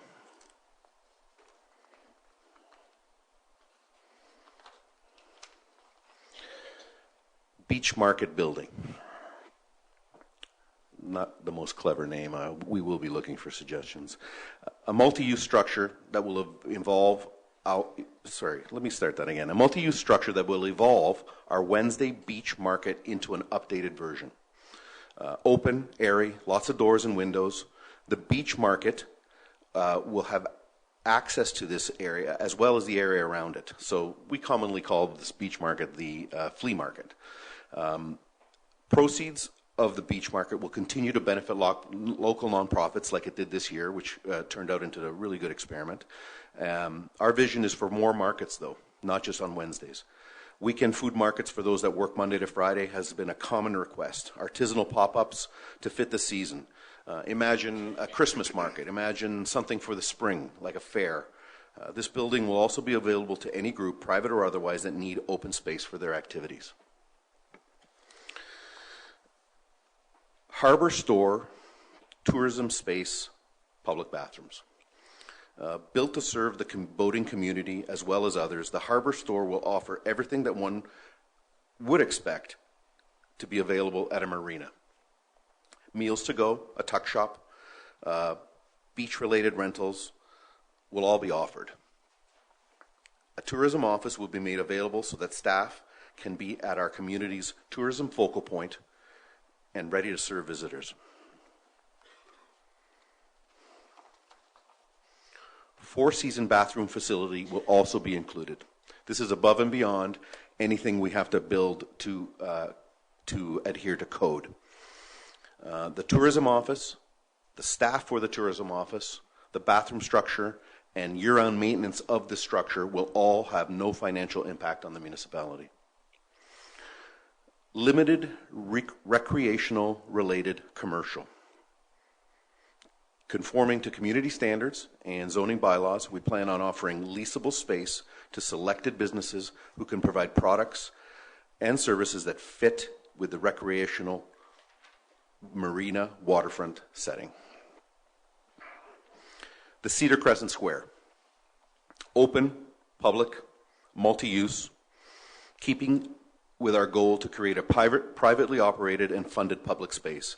The square, again, not the best name, we're going to be looking for help with that, will be the centerpiece for many community activities. Volleyball, summer music festivals, art festivals, fundraisers, winter carnivals, ice skating are just some of the things we will see there. Frankly, we haven't imagined all the activities the space is suited for, and we'll count on our community to help us with that. I'd like to see some open-air plays, as an example. And, of course, the much-beloved cake wheel, which may involve some gambling. Tourist train feature. We plan on bringing the train back, or actually a train back. Electric, sustainable, easier to operate, able to run on various surfaces. The fun we all enjoyed over the years will be back for new generations to experience. Other season activities will also be planned using the train.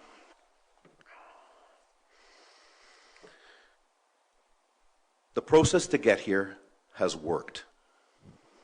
Staff and council have taken the responsibility seriously, and for that we are grateful.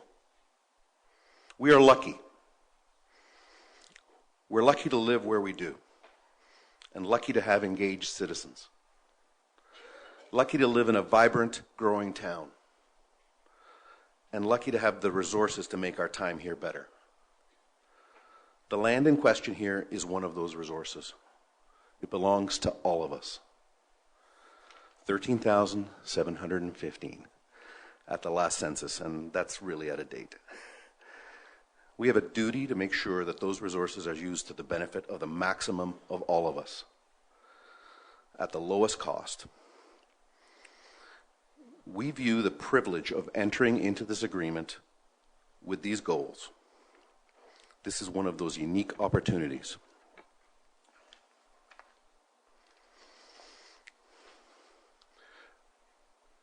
We take this responsibility very seriously, and we are humbled by the task. We will not let our friends, family, and community down. Thank you.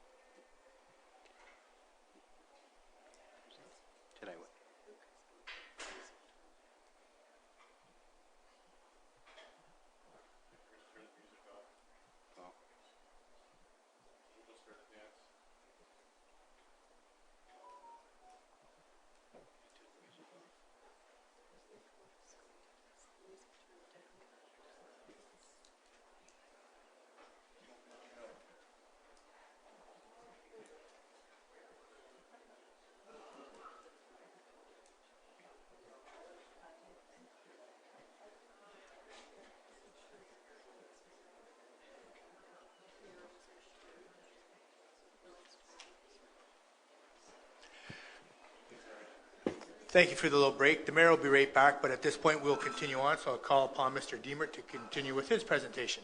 Thank you. Okay. To the mayor and members of council and everyone here this evening, good evening.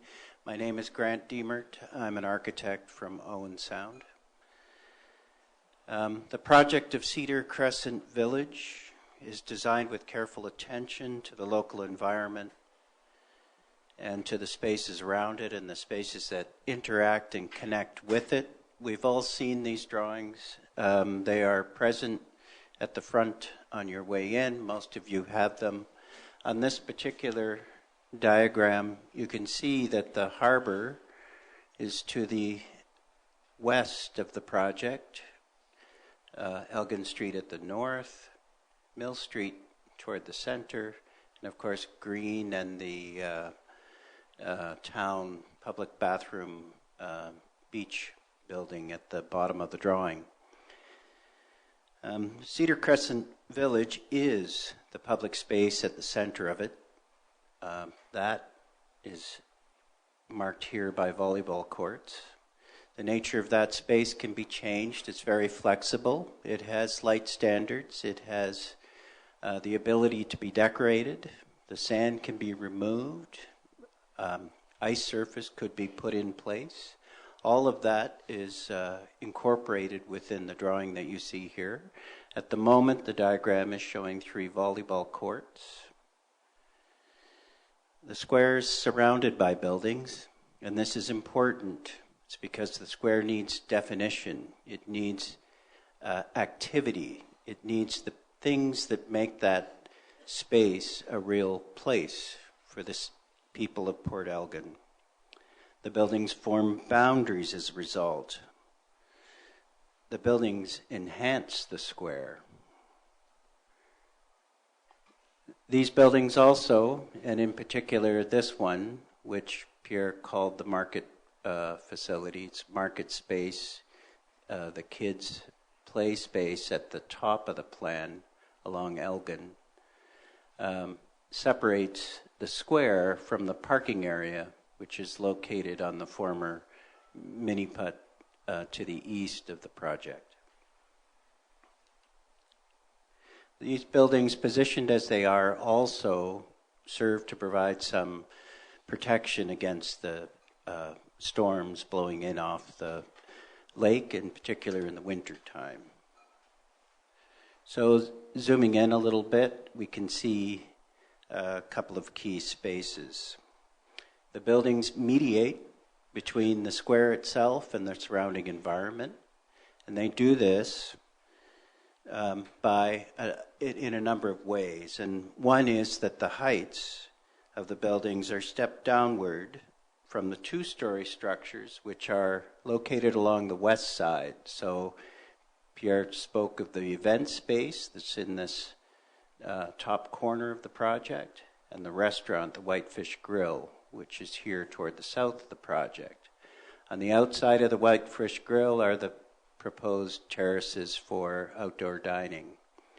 On the other side is the single-story structures, story and a half for the kids zone at the top of the plan, and these.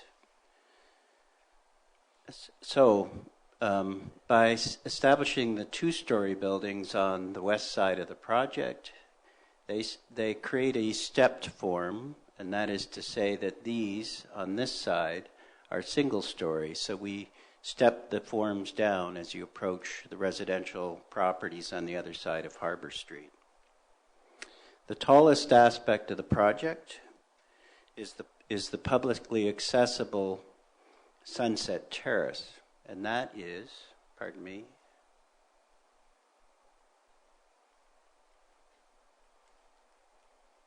that is on the drawing here. So it's a viewing platform which is situated on the western side of the project overlooking the harbour.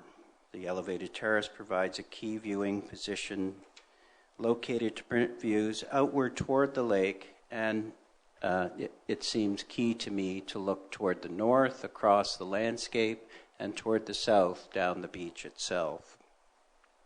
The platform is publicly accessible.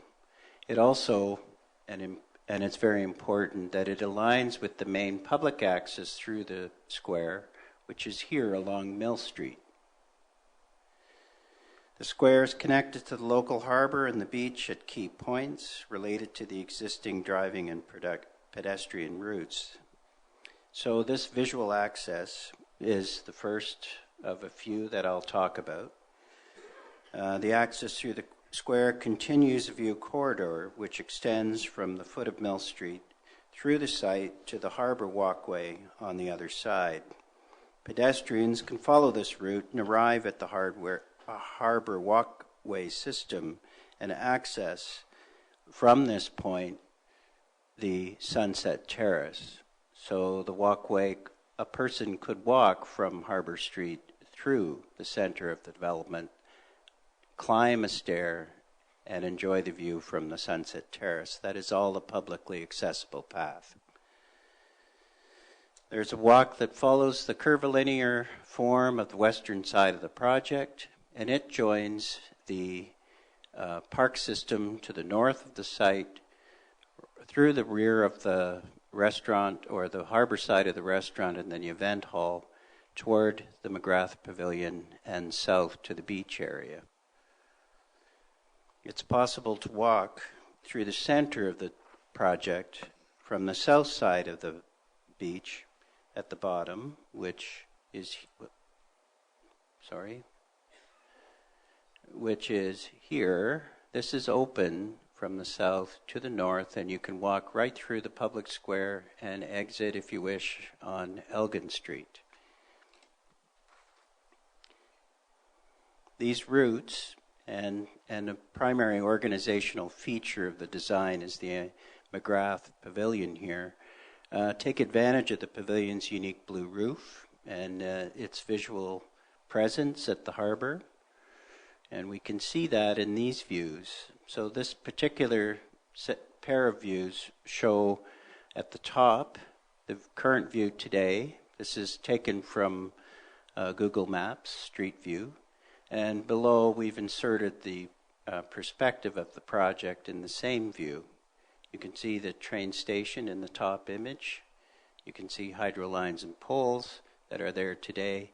And in the project, the Mcgrath Pavilion is just here to the end of the building and here on the plan, or on the upper drawing. The pavilion is recognizable from the south everywhere, and as you come down the west side of the project on the harbor, you encounter the pavilion. It's an orientation device. It's been there a long time. People know what it is. It's a familiar sight. The walk positioned on the eastern side of the project, which is on the parking lot side,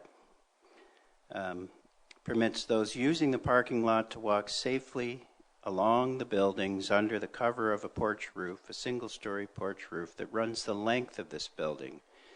And it's this building that forms the eastern boundary of the property. It also has those large openings Pierre was speaking to that are characteristic of market buildings, such as the one recently redeveloped in Owen Sound.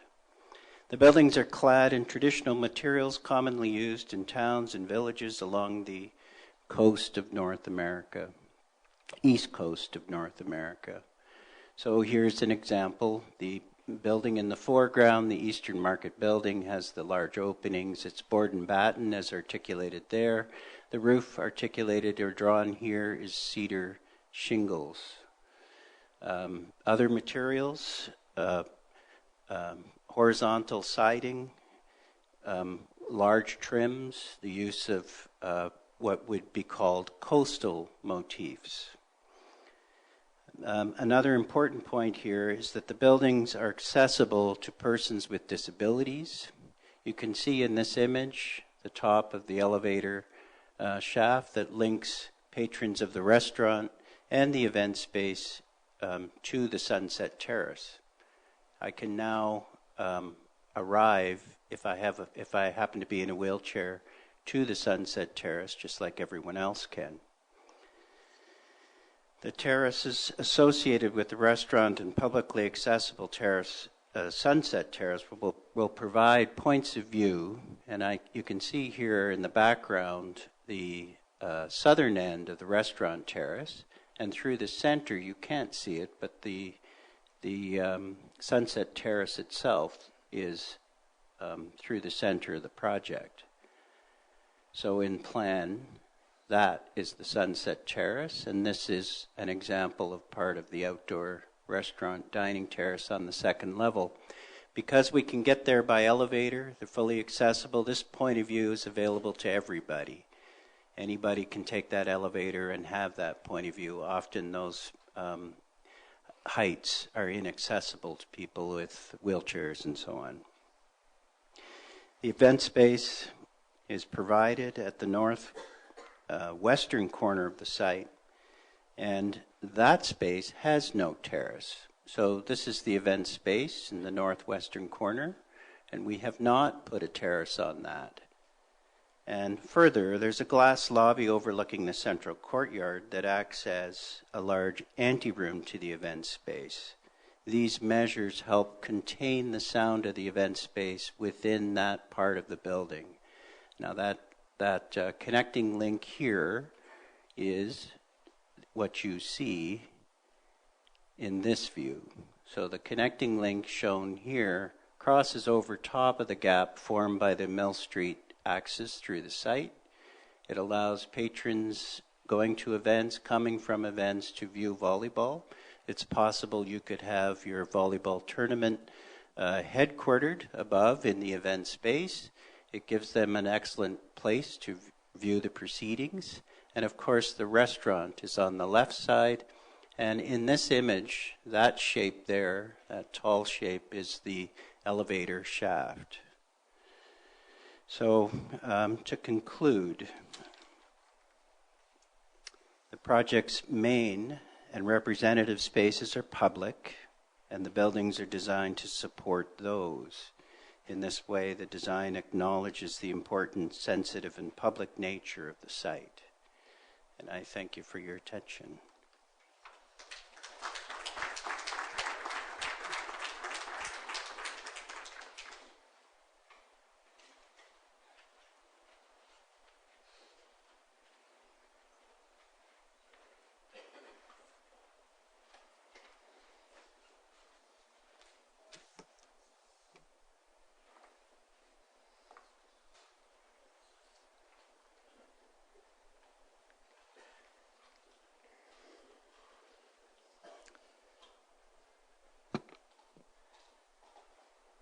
Good evening.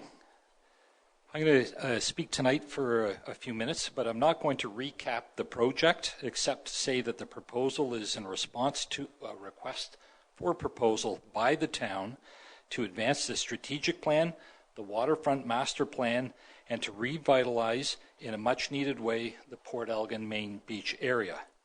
Over the past year, efforts have continued to bring us to this evening and the recommendation before Committee of the Whole to tentatively approve the lease for Council's final approval early in 2020. Pierre and Grant have spoken about their proposal, and I will speak about the lease.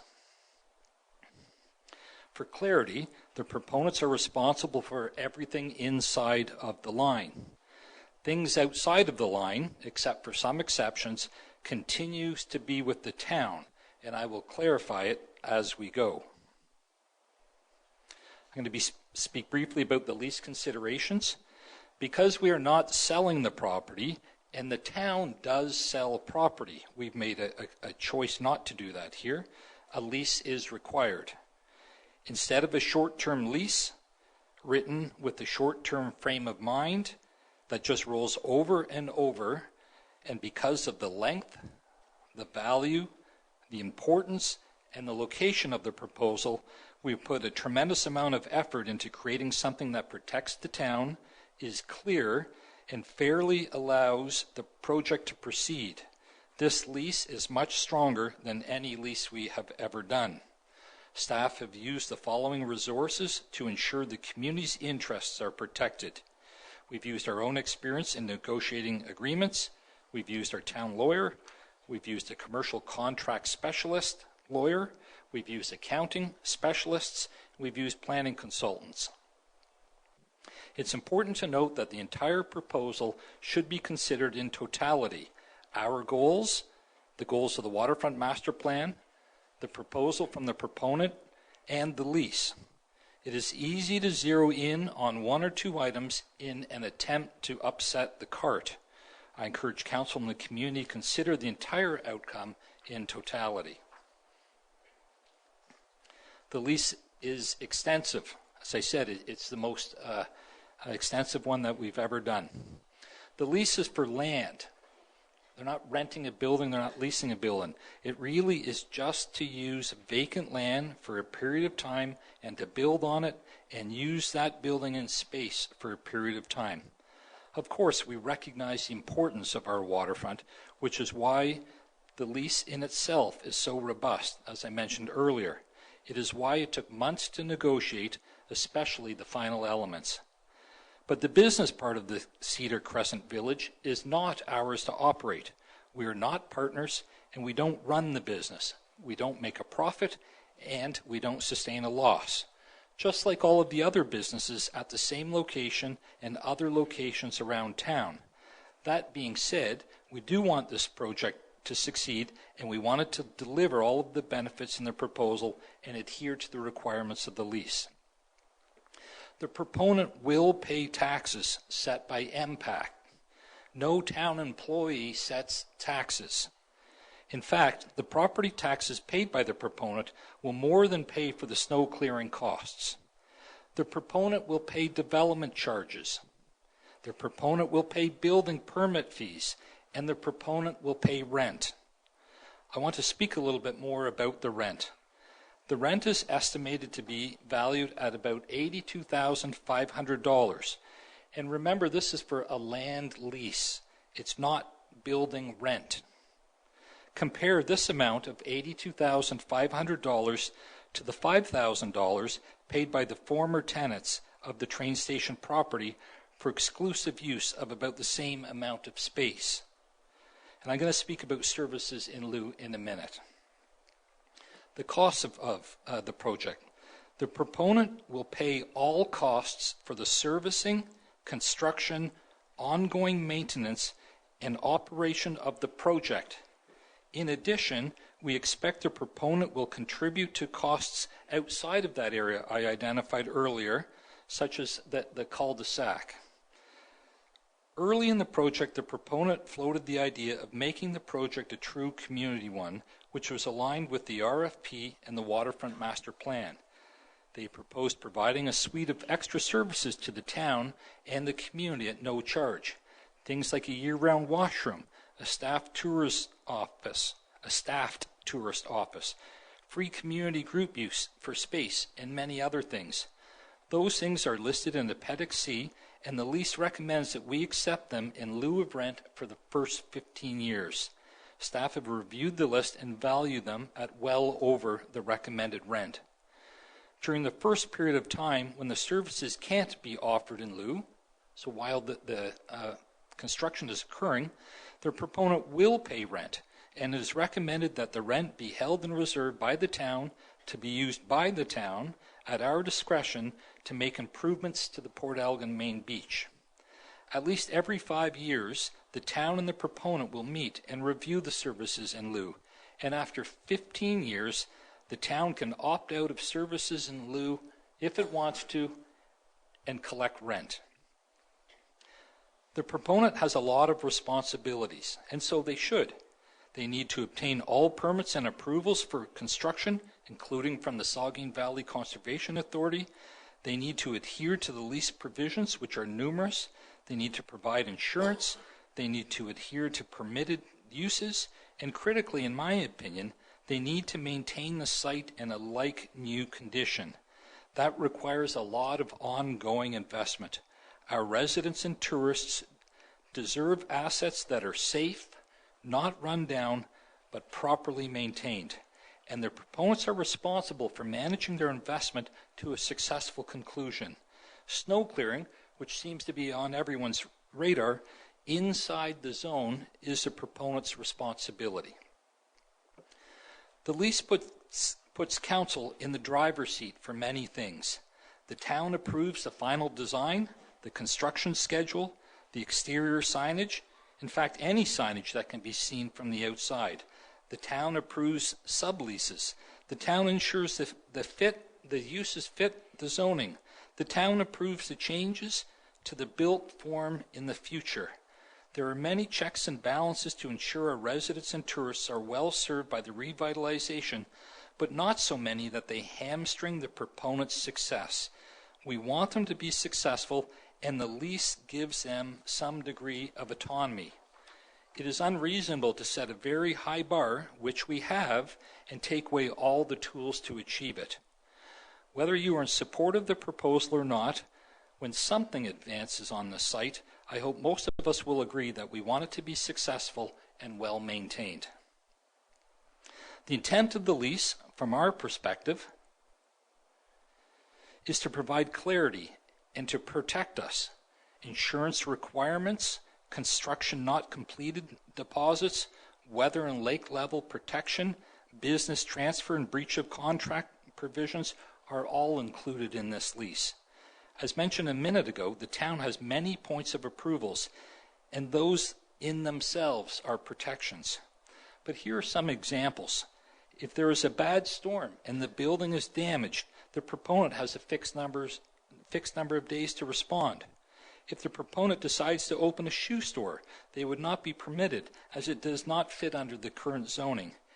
If the business goes into default, Article 12 identifies the steps, and it's there, and the town assumes the possession and control and makes the significant decisions related to the site.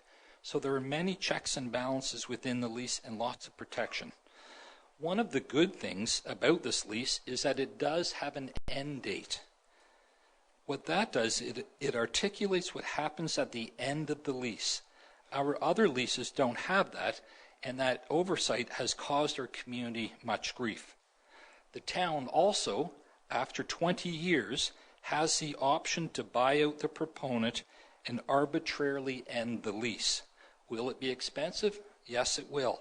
But it's there if needed, and to use at our sole discretion. 99% of the costs of this revitalization are borne by the proponent. They bring the expertise and the capital, and we bring the vacant land. In fact, we're bringing a parking lot. That does not imply that the town isn't going to continue to invest in the Port Elgin main beach area, and we should not connect the two.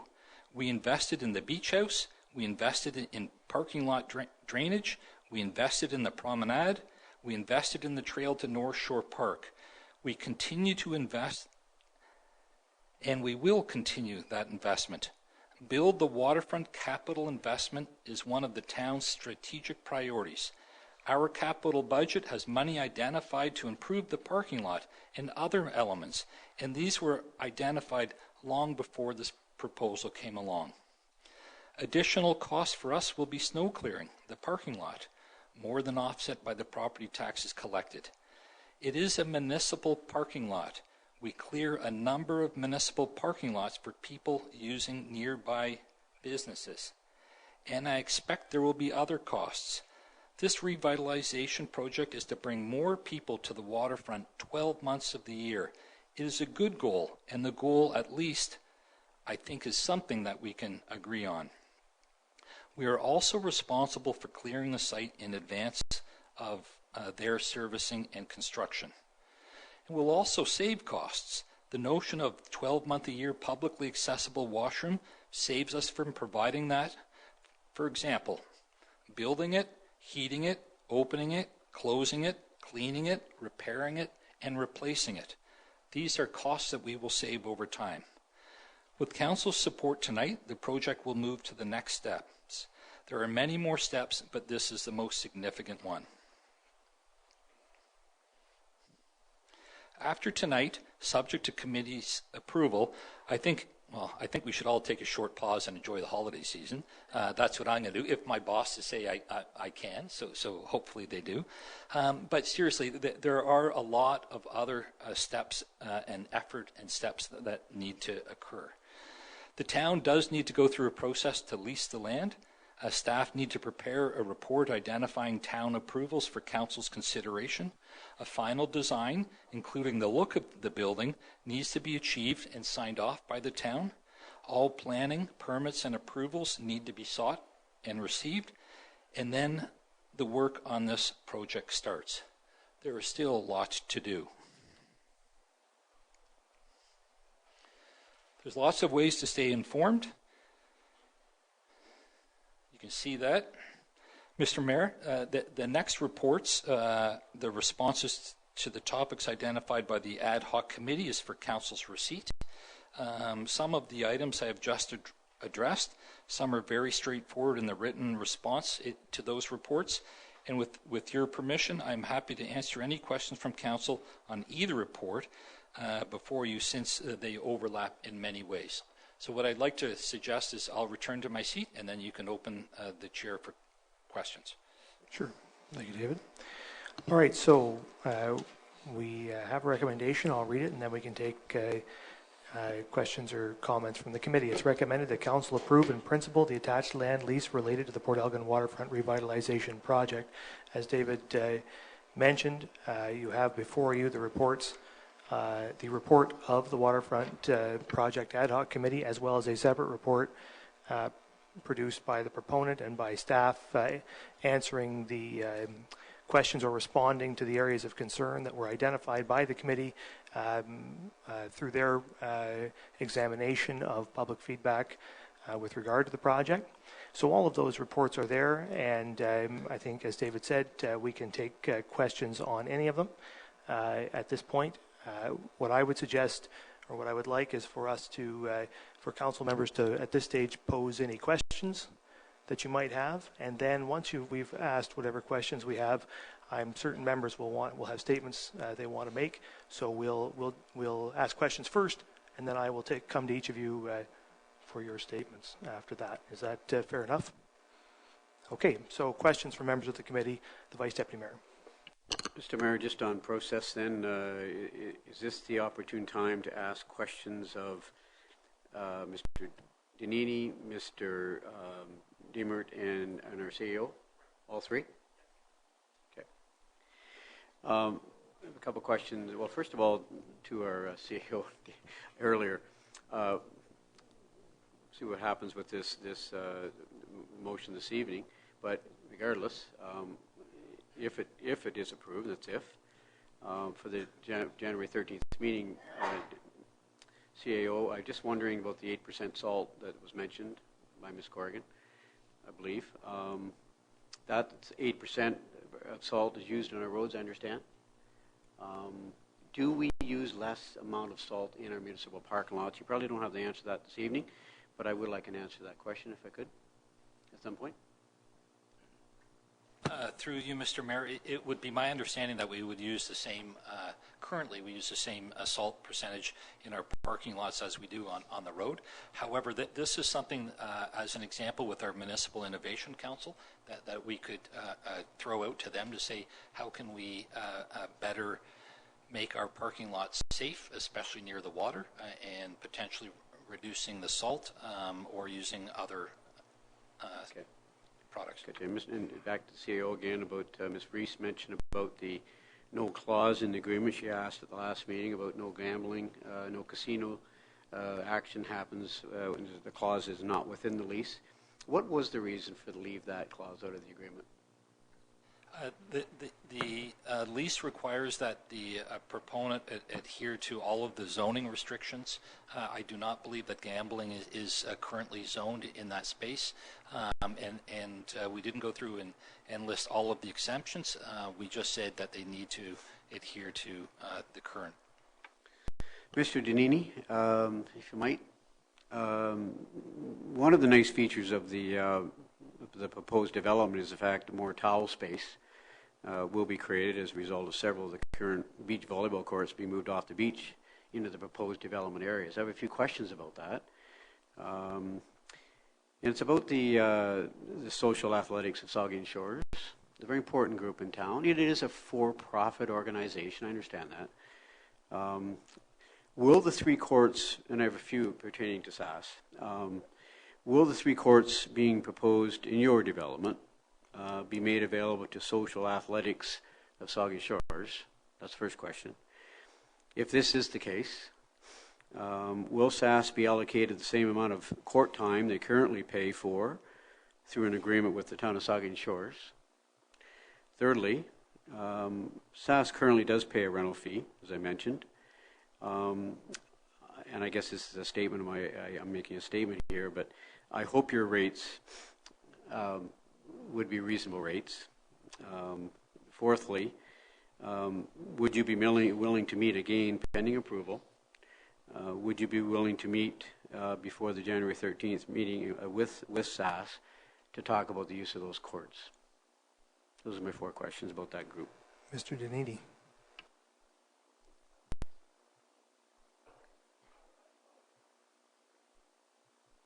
How about that? There we go. Thank you. Thank you for your questions. So just one sort of background. First of all, I work with SAS, have for years, and so I know a lot of them. Great community people. Really look forward to continuing this down at the waterfront and expanding their activities, frankly. So one of the goals from the Waterfront Master Plan, and one of our goals, is to bring people to do activities down there. Volleyball is the obvious because it connects to the beach, but the skating rink has the same purpose. We want people down there. It's good for all of us. So it would be against my own interests to create hurdles and barriers for them to just do what they've always done. We do have to talk to them. We haven't done that yet. I didn't have a right really to talk to them yet. I didn't want to put the cart before the horse. But my expectation is that their deal, whatever it is with us, will be equally attractive to them, if not more so, because we want people down there. I think that kind of answers all the questions at once, basically. I think, yeah, you covered it, and I appreciate that. A couple other, in terms of the drop-off areas, we heard from the owner of Joan Johnson from the Harbour Light Restaurant this evening, concerned about her patrons. I think at the north end of the development, I see a bubble. And can you explain what the bubble is? I'm thinking about the drop-off areas, and I'm thinking about the Sunday evening concerts, and I'm also thinking about the restaurant, and I'm thinking about vehicles that are pulling up with inner tubes and lots of stuff under their arms. And yes, they're going to have to perhaps walk a little further with some of the parking locations. So what's in the plans for drop-off areas, number one for concerts and secondly for beachgoers? So at the top, we're calling that a cul-de-sac. I don't know if technically that is a cul-de-sac. Is it, Grant? I guess it is. Which very likely will be our entire responsibility to build. Is what I envision in that spot is a lot of timed spots. So we use that collectively. The community uses that collectively. We'd like to provide carts for people to wheel things to their beach spots, to their boats. The boaters are going to use that a lot too, right? We anticipate if the traffic warrants it, we will put summer students helping people with stuff.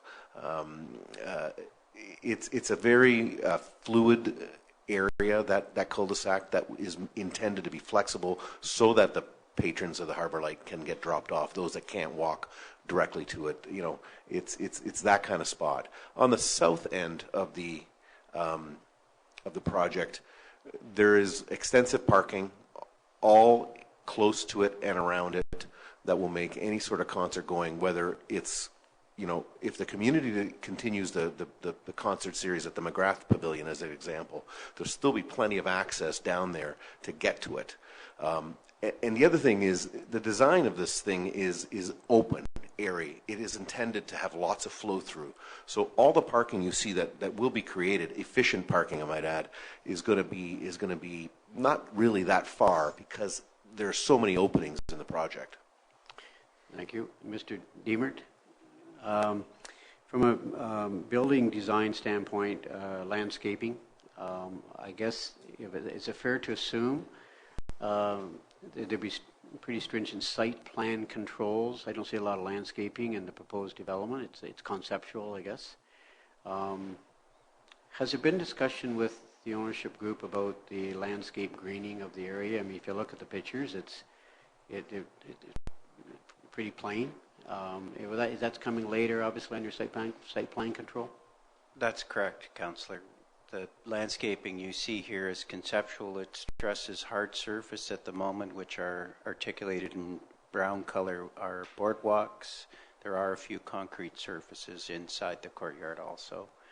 We have planters in the diagrams, and for clarity, we elected to remove the trees we had in the plan. So that the buildings could be understood exactly where they start and stop. I should also add that we have met with town staff regarding some aspects of the landscaping, and in particular the naturalized beach grass. Okay. Thank you. And Mr. Mayor, I have a few more, but I'm not going to ask them. I think I've taken too much time, so I'll defer. Okay. Further questions from members of the committee? Councillor Grace. Thank you, Mr. Mayor, and through you. I guess my two questions. Thank you for the Vice Deputy Mayor for asking several of mine already. I have two questions for the CAO. The first one is in reference to the RFP and the number of, it was mentioned in I think Mr. Danini's presentation, that there were 15 registered parties to look at the RFP, but as we only had one submitted, how typical is it for that to happen, that you might have a number of companies looking at an RFP, but only a few submitted or maybe even none?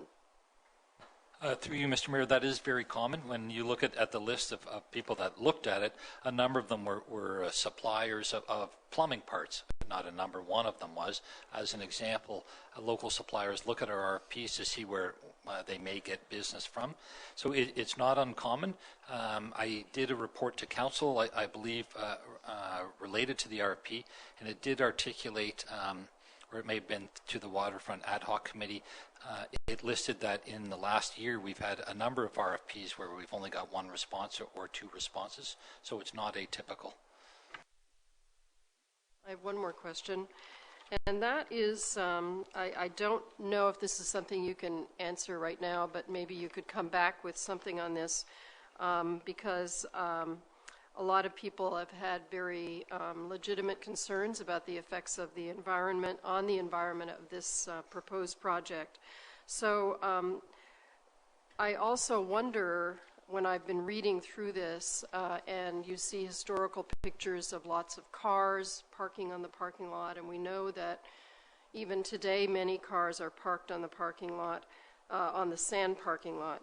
Have we ever done any kind of analysis of the effects of that? Like, I suppose we would have some kind of leaking fluids or something like that. I mean, is that anything that we could get information on? Because it just as a comparison, it just comes to mind that the area that we're talking about is not necessarily a pristine beach that has not had any kind of industrial or perhaps toxic exposure through the years. Yeah, through you, Mr. Mayor, I can follow up and research that a little bit more, Councillor. I can tell you that when we did work at the Harbour a few years ago, there was some assessment being done, environmental assessment, looking for fuel spills, a history of fuel spills or something like that. I don't believe there was any found, but I know that there was some work done. And also when I'll stop there. Okay, further, Councillor Schreider. Thank you, and through you. My book looks like a football playbook, and that means that we had a lot of questions coming in, but the presentations also answered a lot, so I thank everybody for that. So I do have a few questions. I want to go back to the volleyball courts, and I'm not sure if this is a question for Pierre or for David, but the volleyball courts within the space, is that public land? Is that public space? I can answer that, and Pierre can build on it. It's publicly accessible space, so it's not closed off or locked off. It is controlled and operated by the proponent. The proponent will program it, have events there, insure it, do all of those things. But it's not like the mini putt that was fenced off and you had to pay to get in. Okay, thank you. Follow-up question, please.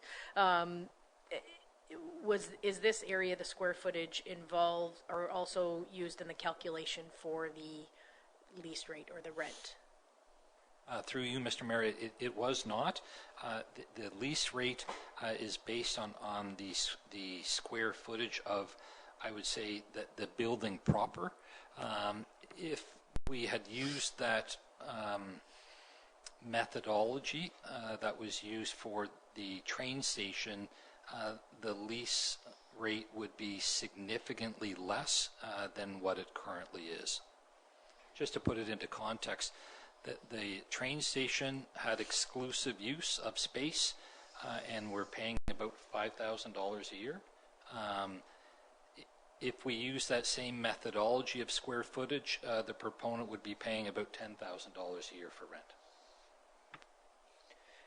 And just a follow-up question then from that as well is that if CCV is able to rent that space, the volleyball courts, should there be some type of consideration for for us to collect lease payments for that land in which he would be making a profit from. Through you, Mr. Mayor, no. As part of the overall project, that box with the circle around the box, I mean, we could calculate rent rate a different way, but it would be disadvantageous to the town. So that's why the methodology we've used. So it does give the proponents the care and control and the responsibility of maintenance and programming and cleaning it and security and updating it to the proponent. Thank you. And one other question through you. The Waterfront Ad Hoc Committee report, when was the report written by the committee? And where I'm going with that question is that I'm not sure of the last meeting date of that committee. I believe there was 2 meetings, and if it was later in the fall and now we're into December, is that there's been quite a bit of correspondence that's occurred since that last meeting. Is that committee no longer structured? Have they been disbanded? And do they still play a role with any of the correspondence that we've received up until today? Yeah, I can answer that. So the committee the last meeting date of the committee, I'm going to forget off the top of my head, but it was at the end of September. So correspondence that's been received between the end of September and now will not have been picked up by the committee. The committee, by reporting to council according to the terms of reference, disbands, and so that's. So you can, when you're looking at the committee's report, you have to take it in the context of all of that public feedback received up to the end of September. Thank you. Okay. Further questions from members of the committee? Councillor Rich. Thank you. Through you, Mr. Mayor. My question is for Mr. Danini. There has been some discussion about the events portion of the facility. I just wonder if you could talk a little bit about that and why you feel it's a necessity for this project. Thank you. At the beginning, I characterized the project as a bunch of interconnecting parts. One of the parts by itself either doesn't work financially or doesn't work for the community. So a restaurant by itself might work financially, but isn't the best interest of the community at large. The event space achieves a couple purposes. There's no doubt one of them is financial viability, and what that financial viability delivers to the municipality is an investment of this magnitude at almost minimal cost. On top of that, the event space allows for we don't have to think big as far as the kind of events that could be hosted there. Everything from nonprofits to dance recitals. I mean, I'm making this up as I'm going along. Things of that nature. Minor hockey events. It's a space to bring people together in a beautiful place that belongs to all of us. If I could sort of put it in a Reader's Digest version. Not a follow-up, just a different question. So the one thing about, I think, almost all business ventures is there always has to be sort of an exit strategy. So I'm sure that you guys have some sort of plan in the future. Now, do you foresee selling the business at some point or moving it on? What do you think? Well, I actually, after tonight, accept the challenge of living to 105 years old so that I will see the end of the lease. Thank you for that. I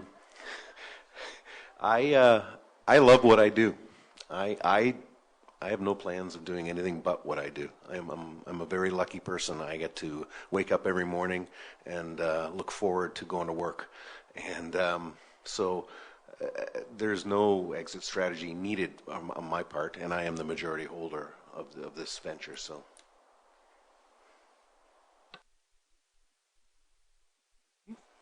Sorry. Further questions from members of the committee? I just had one, and it's directed to the CAO. I wonder, does the town of Saugeen Shores have any other leases at 50 years or in excess of 50 years? Have we ever had a lease of that magnitude before, or do we have any current ones of that magnitude? Through you, Mr. Mayor, yes, we do have one. We do have one for 100 years, and that's with a community group. That's the Port Elgin Curling Club, and they are, as I mentioned, they have a lease of 100 years. We have a variety of leases for 25 years. I heard earlier that we had another one for 25 years. So it's not out of, it's not the first time. Okay. So if there's no other questions then from members of the committee, then we'll move on to taking statements from the members, and I'll start with the Deputy Mayor. The Deputy Mayor.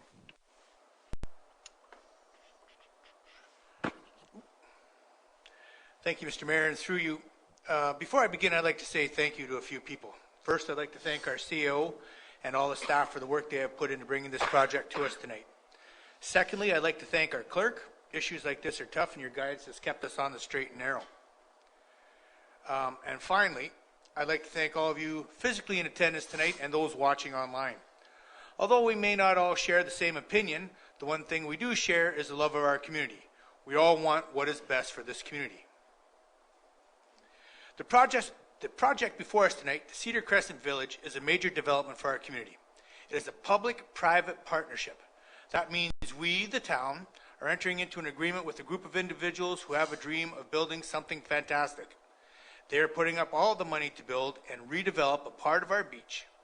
As such, they have a right to develop, within our bylaws and working with our staff, what they believe will be a fantastic design. Sorry.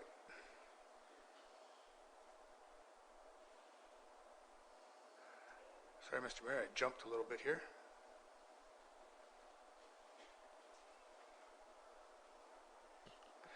The second major issue that I have been involved in, this is the second major issue that I've been involved with over the last 5 years, and I'm sure it will not be the last.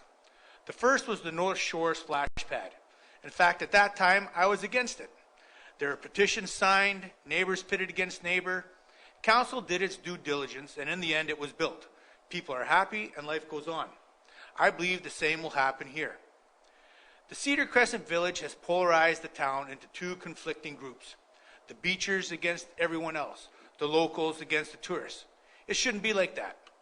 What allowed this polarization to grow and fester was a lack of information, a lot of misinformation being spread, and a total lack of understanding of how the municipal process occurs. As municipal councillors, we open ourselves up to questions and criticism. That is part of the job. However, when people begin to attack our integrity, this goes too far. Our CAO has been questioned for not being open and forthcoming about the development, that he was hiding stuff. I am here to tell you that that is incorrect. CAO Smith has worked with the developers to create a lease for this project. This is his job, not ours. He has no other motive than to do what is in the best interest of the town. These were negotiations that took far longer than might have been expected. But with the size and scope of this project, he would not present to council or to the public until he was satisfied that he had the best deal for this community. CAO Smith has said many times, and a few months back, that the original diagrams that were released were not the correct diagrams, that the concept was still being worked on, and when ready, would be released for everyone to see. Again, this took time. People were impatient. Misinformation spread like wildfire. Assumptions were made, and they were all incorrect, further fueling the misinformation that was being spread. Now, much has been said about this development, about the investors, and about council. Some of the public were upset that council held closed-door meetings, that they were not being transparent.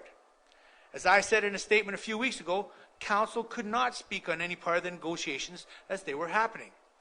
These were legal negotiations and were conducted in privacy. When discussions like this take place, we must follow the rules and guidelines of the Municipal Act. This is the way all negotiations are conducted. They are private. For some members of the public to feel that they should be privy to what was happening as it was happening just does not occur. If you were in legal proceedings, would you want all the details of your negotiation brought out in public? It is understandable that people worry about change and development. Change is hard to understand and accept. What must be understood is that the investors in this project are not some fly-by-night group who have no knowledge of our town. These investors are residents. They're from Saugeen Shores. They live and have owned and operated successful businesses in this community for many years. To say that they are in it just for the money is ridiculous. They live here. They too want what is best for this community. I personally know many of the investors. I've known them for many years, long before the Cedar Crescent Village was even thought of, long before I was a councillor. They are all, in my opinion, respectable people in our community, and I would gladly endorse each of them. Finally, Mr. Mayor, I'd like to talk about the Waterfront Master Plan.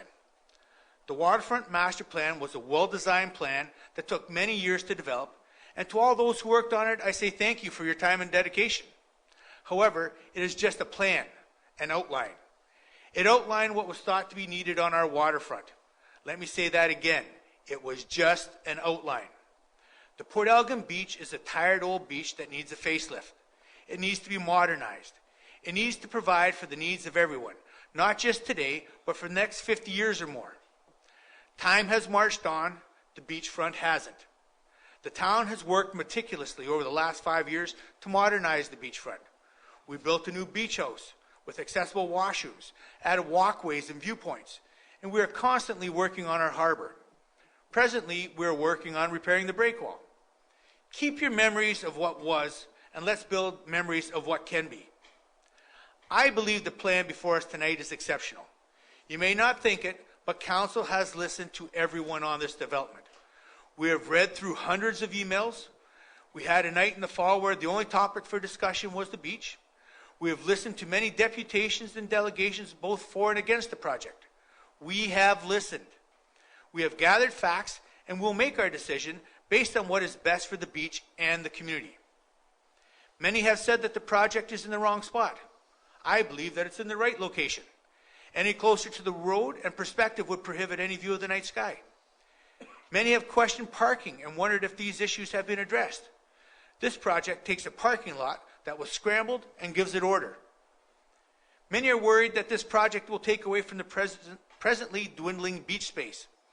I am here to tell you that it does not touch any beach or towel space at all. Mother Nature is working against us at the moment, but time will lower the water levels and give us back more beach. Some say that we do not need another meeting hall, that if we build this, people who are coming to it will take precious parking. To that I ask you if you remember the casino. This landmark is sorely missed. Some are saying we shouldn't develop here because it is an environmentally sensitive area. This area is not the beachfront. It is a parking lot. The project is moving from one space to another. I believe the Cedar Crescent Village will bring more people not only to our beach, but to our community. It will help existing businesses, and if you, the people of Saugeen Shores, give it an unbiased chance, you will appreciate the Cedar Crescent Village and what it has to offer. Thank you, Mr. Mayor. Councillor Schreider will just work down the table. Councillor Schreider. Thank you, and through you. I want to thank everyone for the emails, the letters, the calls, and the correspondence on this topic. We've heard from those not in favor of the proposal, for those for the proposal, and everything in between. I believe that the attention brought to this development has also sparked an interest in municipal politics and the policies and procedures that guides our processes to decision making. I encourage all the residents to continue to educate yourself on the municipal processes, the topics at the council table, and with hope it will encourage more residents to run for council in the next election. We, those sitting here that were elected, are fortunate to be part of the process. It's not a job that is taken lightly or one that you can prepare enough for. I truly appreciate the responsibility that I've been trusted with by you. I'm glad that the residents of Saugeen Shores do not all think alike, that there is different opinions, diversity, and debates that occur. This allows all of us, council included, to examine the topic, listen, ask questions, research, play devil's advocate even, and educate ourselves to make a solid decision. That is our job. I believe that some of the items of concerns that have been brought forward are ones that I too had or still have reservations with. I believe that this is the process in order to get where we are now to where we want to be. Take the public input, evaluate it, incorporate it into the planning, into the conceptual design, and the negotiations. One common opinion statement for years even prior to this development, has been we need improvement at the waterfront. I believe this proposal is in line with what the strategic plan, the waterfront master plan, and the RFP outlines. Is it perfect? No. I cannot think of a development that is perfect at the conceptual design stage. I have confidence that the town staff, the lawyers, the developers will negotiate and create a plan for the waterfront that this community will be proud of for many years. We are all lucky to call this home, and we are all very aware that we have that we have learned to share our home with visitors and new residents to Saugeen Shores. Since I was little, I think about the changes that have occurred, the development and the growth. I remember in Port Elgin there being one stoplight. I remember no trails. I remember 2 small grocery stores, McLeod's and Value Mart. I remember when the Twin Cinema actually only had 2 screens, and I remember when Jerry's Fries was in Port Elgin.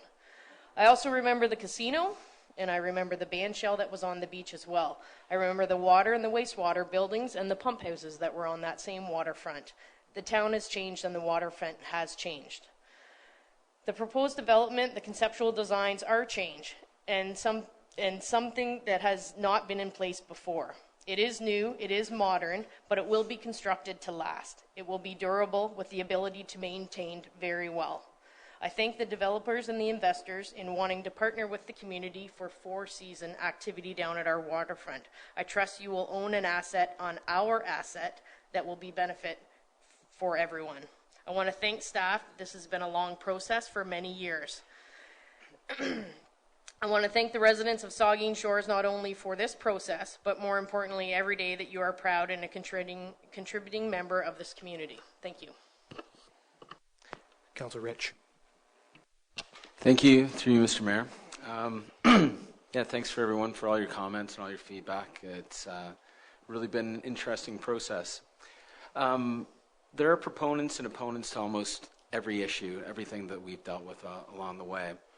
It's kind of one of the unfortunate parts of this position, that if you agree with someone, they believe that you're a genius and justice has been served. And if you don't agree with them, they feel that you're jaded and crooked and are not smart enough to understand. But nobody said the decisions would be easy, or if they did, they didn't tell me. And if they were all easy, then there wouldn't be hardly any point to having elected officials at all. 5 years ago, I ran on getting the aquatics project moving, revitalizing the downtown, and improving the face of the waterfront that was in dire need of improvement. The waterfront I see from the base of Green Street is cracked old tennis courts with grass growing through it, a crumbling mini-putt, and a tired old train station and train. The biggest obstacle to all projects is money, especially if you have a pool and a sports complex in the future, and a recently built police station to pay for. Money's an obstacle, especially if you want to keep taxes low. But I can tell you the easiest way to keep taxes low is to do absolutely nothing. You can do no pools, no sports complex, close all the arenas, don't do any parks, and maybe plow a little bit of snow. And I'll tell you, taxes will be really low, and you can eliminate development. So, but then pretty soon you're not the fastest growing community in Bruce County anymore. My vision wasn't to do nothing. I wanted to bring some yes to the council table and to help support people who reached into their pockets to invest in our community and try and make it better. In this case, it's their vision of progress and their vision of what is better, to be sure, but they are also doing it with their own money. When someone invests their money to create a business plan, it's very hard to try and pick and choose the parts of it you like and say, I want this, I don't want that, this should look this way, this should look that way. It's their business plan and their money, and they know what will ensure success. They're betting their money on it. We asked for proposals from the community and asked people to invest in this town. Not many put forward their vision of investment for our waterfront. That's a fact. It's easy to cut apart someone else's ideas, but hard to come up with your own, and even harder to find a group of investors to support you. I know that there are people whose opinion will differ from mine, but that's part of this job. And I have received and read your emails, and I've carefully taken into consideration your opinions, but this is a project that will have my support, provided it abides by the environmental regulations and building requirements set out by the Saugeen Valley Conservation Authority and the town's Building and Planning Department. I understand that this is an emotional argument, and emotional arguments are hard, And it's hard to accept when someone has a differing opinion, but that's mine. Thank you, Councillor Carr. Thank you, and through you, Mr. Mayor. It's a tough place for me to start here. Being new into the politics, this has definitely been an overwhelming project to deal with overall. When I'm coming into this, I've definitely read all those emails over the months that we've received, and it hasn't been one or two of them. It's definitely been hundreds and thousands, and we do take our time and we do read this. I want to echo the same sentiments that the rest of my colleagues so far have shared, that we do appreciate all the work that our town staff does, through David, through our clerks, definitely to the proponents. I know all of us have gone through, I guess, a lot of bashing, for lack of a better way to say it right now, through all this process, which has once again been a big learning experience for me. At the end of the day, I think we all have to remember that we as councillors are here to represent you. We are taking all your input into consideration, but we do have to look forward to what we want this town to be as we are growing, once again, as we are the fastest growing community in Bruce County. We want to keep that trend going. We want to bring the young people in, but we also want to do it responsibly. There's lots of questions that I've had through this whole process. I may not be the most outspoken one, but I do follow up, and I like doing my stuff one-on-one. I do like being contacted by everybody. This is how we get our feedback, and I do like hearing, and I'd like to hear more. As we grow forward with this project, there's definitely a lot of things I have a lot of big issues with still. I think that we can come to agreement. I can honestly say that when this first came forward and I saw the first proposal, I was not for this. I can say that openly. Am I still that way? Maybe. I'm just going to say I'm totally not against it. Once you read the facts, as I've learned through all this, as the information comes out and we take what we actually know, not the rumors and everything else that have been started through social media and all this other stuff.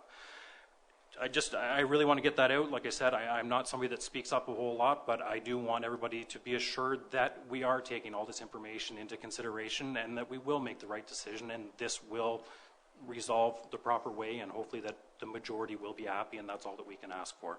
Thank you. Thank you, Councillor Carr. So we'll start this end now with the Vice Deputy Mayor. Vice Deputy Mayor. Thank you, Mr. Mayor, and our Deputy Mayor has extended many thank yous, and so I won't repeat all, but I do want to say that I want to thank all of our residents for the, I'm going to say dozens, maybe it's hundreds. There's been a lot of submissions, and we've done a lot of reading, and this hasn't been easy, believe me. I've agonized over this, but I did want to say thank you to everyone for your presentations. I only hope at the the end of the day, whether or not this development moves forward, that this community will heal from this. It's been a difficult process, and so I hope at the end of the day that we will come together and heal. I did want to say, Mr. Mayor, and I know some of the comments have been already said, but it's such an important decision. I want to say it anyways. I've stroked out a few things that have been said, but I just wanted to start with saying there's been a whole lot of reference made to the 2013 Waterfront Master Plan. I clearly recall that, the Waterfront Master Plan process. I attended the public meetings. I was here in this room. I heard what residents had to say, and perhaps some of you also participated in the public meetings. I have reviewed the Waterfront Master Plan many times. I would like to read to you the mission statement that was created in 2013 by the members of the public. To enhance the quality of life for Saugeen Shores residents and visitors through the development of a Saugeen Shores Waterfront Master Plan. Our Waterfront Master Plan took 3 years, as Mr. Mcgrath mentioned earlier this evening. 3 years to prepare. The group of volunteers who worked on that plan did a remarkable job, and I see some of them here this evening. Our Waterfront Master Plan is a living document, a guiding document, a guideline. No different than our Parks and Trails Master Plan that was also received by Council and approved in principle back in 2004. I know the 2004 document quite well. I was the Director of Community Services at the time, and I spent many hours engineering that plan. It's a good plan. It's being implemented. Over 50 recommendations from the Parks and Trails Master Plan have been implemented, while some may never be implemented. No different than some of our Waterfront Master Plan recommendations may never be implemented. But we do have a living document that provides guidelines from which to work from. I clearly recall the Waterfront Master Plan process. I heard what our citizens had to say. On page 17 of the follow-up plan, named Waterfront Design Concept Budget Allotment, dated October 2014. You've read it. I see some head shaking. Those who participated concluded there were many opportunities for a Port Elgin waterfront. Participants in the planning process, our residents, created a vision. And I'm going to read out to you an abbreviated list of the opportunities created by our residents back in 2013-14. And as I read through the list, I would only ask that members of council and our audience here this evening consider how the vision established 6 years ago aligns with the development being proposed. The October 2014 Waterfront Design Concept Report, again written by our residents, called for the following. It called for a four-season destination. This is out of the plan that our residents wrote. It called for a four-season destination, be family-oriented, the need for upgraded facilities. The 2014 vision called for a splash pad, winter ice skating. 2000 vision called for more evening entertainment, dining, and nightlife opportunities. Active transportation facilities and accessible trail linkages to our current trail system were both important. The 2014 vision called for parking lot reorganization, Wi-Fi connections. The services and facility improvements listed are all included in the Cedar Crescent Village proposal. The Cedar Crescent Village investors did not write the waterfront master plan, nor did they write the subsequent waterfront design concept and costing report that called for the opportunities I just read out. Our community members wrote that plan. I participated in that process, and I know people in this room were at those same meetings. I distinctly recall this very same room we were sitting, as I mentioned earlier, being filled with our residents who wanted to have a say in how our Port Elgin waterfront should be developed in the future. I recently spoke with a volunteer who sat on the Waterfront Master Plan Committee. This volunteer literally spent hundreds of hours developing the 2013 plan. Here's a quote from this volunteer. The consulting firm, in quote, the consulting firm that worked on the Waterfront Master Plan stated that he had never, ever, in his many years of preparing planning reports, seen so much community participation. And again, I quote, the surveys that were completed were easily 5 times the normal rate of return that we were used to seeing. Quote, the community was engaged. I was here. Some people in this room were at those meetings. Over the past few months, I've spoken with hundreds of Saugeen Shores permanent seasonal residents. I joined the Make Our Parking Lot Great and Beach Preservers Facebook sites to try and better understand the heartbeat of our community. I've done my due diligence. This council was elected to make decisions, and I plan to make an informed decision regarding this development. No different than preparing myself for other major decisions like our pool complex, police station, ball complex, housing developments. It could go on and on and on. I will not make every decision based on whether or not I will be elected in the next election. But rather, I will make informed decisions based on factual information, the best I know. There are many positive things I like about the proposed development. I like the fact that a train station will be purchased. Pardon me, a train, not a train station. I like the fact that a train will be purchased and children and parents will once again enjoy a train ride through North Shore Park. Harbour Light Restaurant has been recognized and protected from the non-competition clause, and it should be. There will be cycling access and connecting links from our current trail system. Towel space will be increased, with beach volleyball being moved off the beach area. The new parking plan will make access to our main beach much safer with designated walkways. The current rundown train station mini golf will be replaced. These two amenities, as I think we all agree, has been an eyesore for a good number of years. Our boating community will be provided with a much-needed tuck shop, and will make the Port Elgin Harbour a more desirable location for boaters to visit, rather than bypassing us on the way to Tobermory. I like the fact that not-for-profit community organizations will be granted free space for community fundraising events. I'm just about done. Flea market space will be in a space that provides shelter, and the number of flea markets will expand throughout the year. I heard that this evening. I like the fact that our waterfront will become a 12-month destination rather than a 5-month operation. I've read comments about seniors not being able to access Sunday evening concerts, and I spoke to this earlier. And I look to our architect, and I look to our investors, if this is approved. Drop-off points are important. We have an aging society, albeit there's a lot of young people in this community, but there are people with disabilities and varying abilities. And Mr. Mayor, this agreement is approved in principle. I would like to see drop-off areas better defined, particularly for those with disabilities, those who are carrying all those life buoys and jackets, et cetera, et cetera. I think we need to make it as easy for people as possible.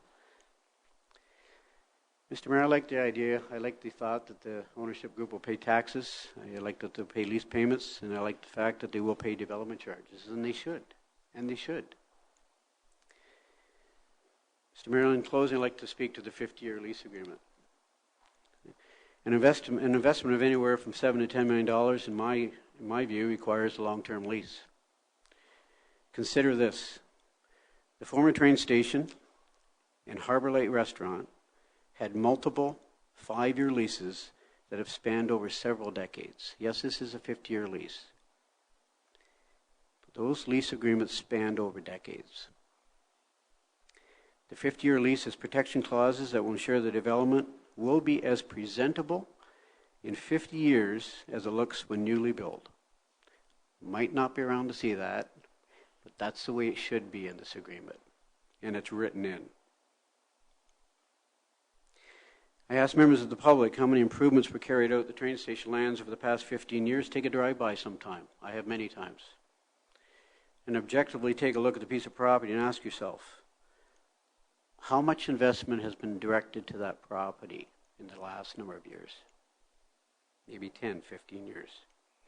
No developer has ever invested monies at the Port Elgin Main Beach like this developer is prepared to invest. This is our opportunity to implement the vision that our residents created 6 years ago when the Waterfront Master Plan was written by our residents. Mr. Mayor, I just wanted to close by saying that this development, this proposal has caused, I'm going to get a little personal here, but I've spent 41 years in government now. 36 years in community service. My last 10 years director of community services. Before that, in Parks and Rec. I don't think I've ever experienced in my 41 years a proposal, a report to council that's created such divide in a community. And I personally have been overwhelmed by that. It's not a nice feeling. It really is not a nice feeling. I get it. I understand the frustrations. I understand. I believe I understand how people are feeling. This has been difficult. This has been difficult. Councillor Grace. Thank you, Mr. Mayor. Constituents and members of the media have suggested that this is a done deal and that the process has been illegal or improper. I want to respond to some of these concerns because it's important for our citizens to understand that this decision will be made legally and without corruption. On December 11th and 15th, I received emails from a constituent suggesting that Vice Deputy Mayor Myatt and I have a conflict of interest because of our appointed positions as Saugeen Shores representatives on the Saugeen Valley Conservation Authority Board, or SVCA. As representatives, we receive per diem and transportation cost remuneration paid by the authority. The accusations didn't explain the basis of the conflict of interest claim. I suppose the idea is that we would be unable to make an unbiased decision involving any local planning application involving SVCA staff action. As members of the SVCA board, we do not issue permits or enforce regulations under the Conservation Act. That is the role of the SVCA staff.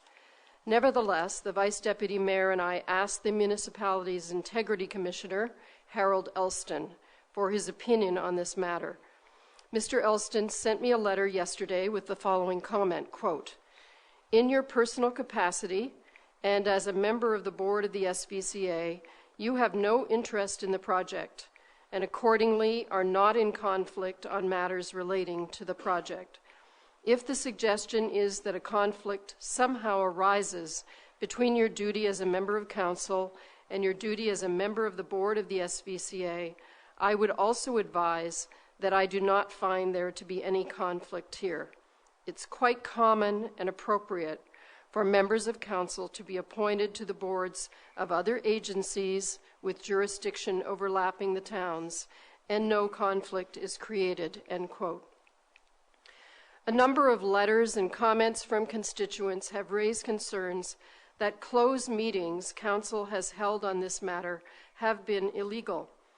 As municipal councillors, we receive specific training about Section 239 of the Ontario Municipal Act, which generally says that meetings and discussions of municipalities and boards should be open so that the public can have confidence in the transparent exercise of municipal power. However, in Section 239, the Act also recognizes that there are some limited exceptions in which the privacy of an individual should be respected, or where open meetings would not serve the public interest or the interests of the municipality. Before that closed meeting can be held, the municipality must give notice of the meeting publicly, pass an open resolution to close the meeting, and keep closed session minutes. During the closed meeting, the discussion must be limited to the subject area stated in the resolution. At these meetings, there must be no decision-making that materially advances the business of council, other than to provide direction to staff or a person hired by the municipality, like a lawyer. In the case of Saugeen Shores, these notices are published in our regular council agendas or in a special council agenda.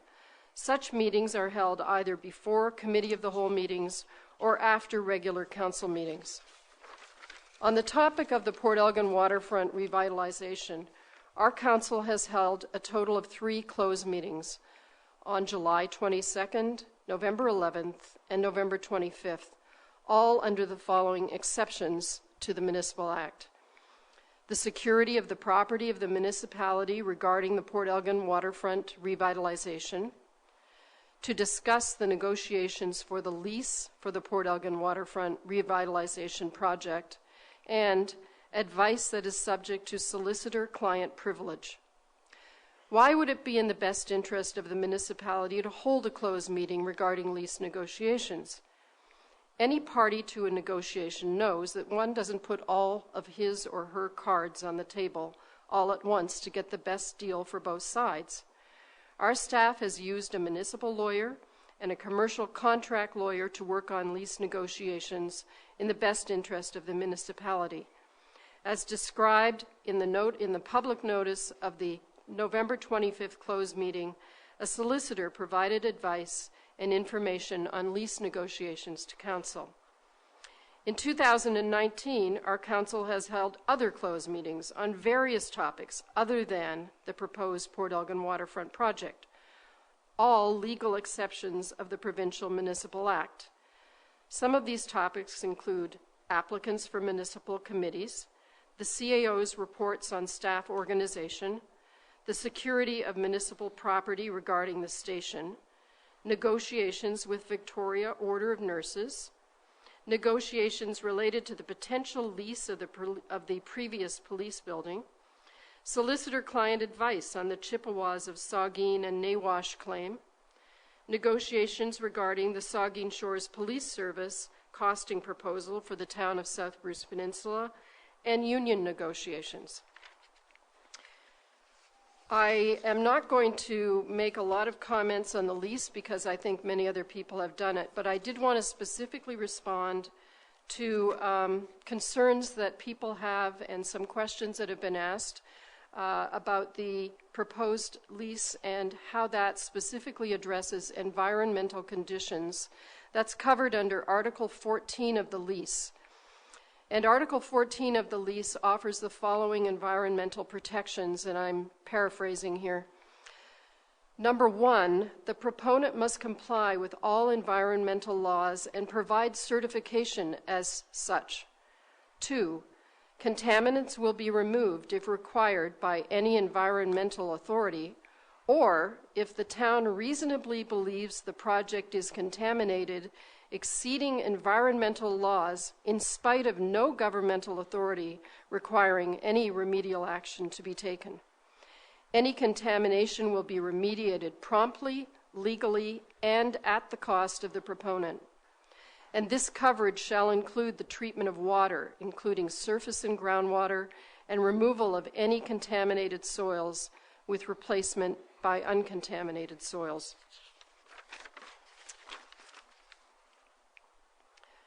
Speaking about Article 3, which was the rent and the attached Schedule C, I'm not going to be detailed, but I just want to say that what I believe that this rent value added services in lieu of rent arrangement allows for the municipality to be saved significant capital and operating costs, and I do appreciate the collaborative approach that this section of the lease provides.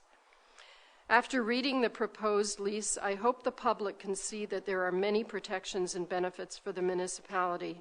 The proponents, the municipality, and council listened and are continuing to listen to people's concerns and have made significant changes to the original proposed lease and design. Our staff were cautious as they developed the lease, consulting with municipal and commercial contract lawyers, an accounting firm, and a registered land planning expert. I believe the municipality's site plan control process, which will commence if a lease is approved, will result in a final design which is complementary to the Port Elgin beach environment. And I believe this project will provide many public benefits that the municipality could never afford to provide. I sincerely thank everyone who's taken the time to comment on this project. I know everyone has the best interest of our community in mind, and I hope the public can trust that council, staff, and I believe the proponents are acting in the best interest of our community, and so I will be supporting the staff recommendation of approving this lease in principle.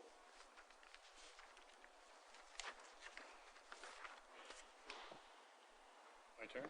Yes, sorry. Oh, thank you, Mr. Mayor. Last but not least, and I will try to be brief, and I'm glad there's still a few people here. Mr. Mayor, through this process, I have tried to keep an open mind and try to not tip my hand one way or the other way, the way that I feel about it. And I came in here tonight with that same sentiment, hoping that I would hear something new that might change my mind. Alas, that did not happen. But what I did hear was the same sentiments around how the process has been dealt, how the RFP process, how the public consultation and the apparent lack of consultation with the public has taken place throughout this process. And I just want to relate a short story. In October of this year, I too was contacted by the town's integrity commissioner, Mr. Elston, regarding a code of conduct complaint that he had received about myself.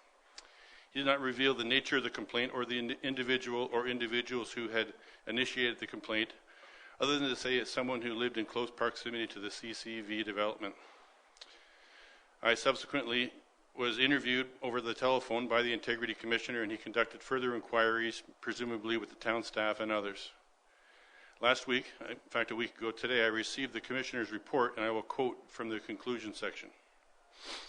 While the questions raised by the complainant do not at first appear to involve matters of conduct addressed by the code, i.e. conflicts of interest, disrespectful conduct, gifts or benefits, etc., at the same time an apparent departure from a transparent and accountable approval process may constitute a breach of the code's general integrity requirements. The fact of this complaint, as provided to me, the Commissioner, do not rise to that level.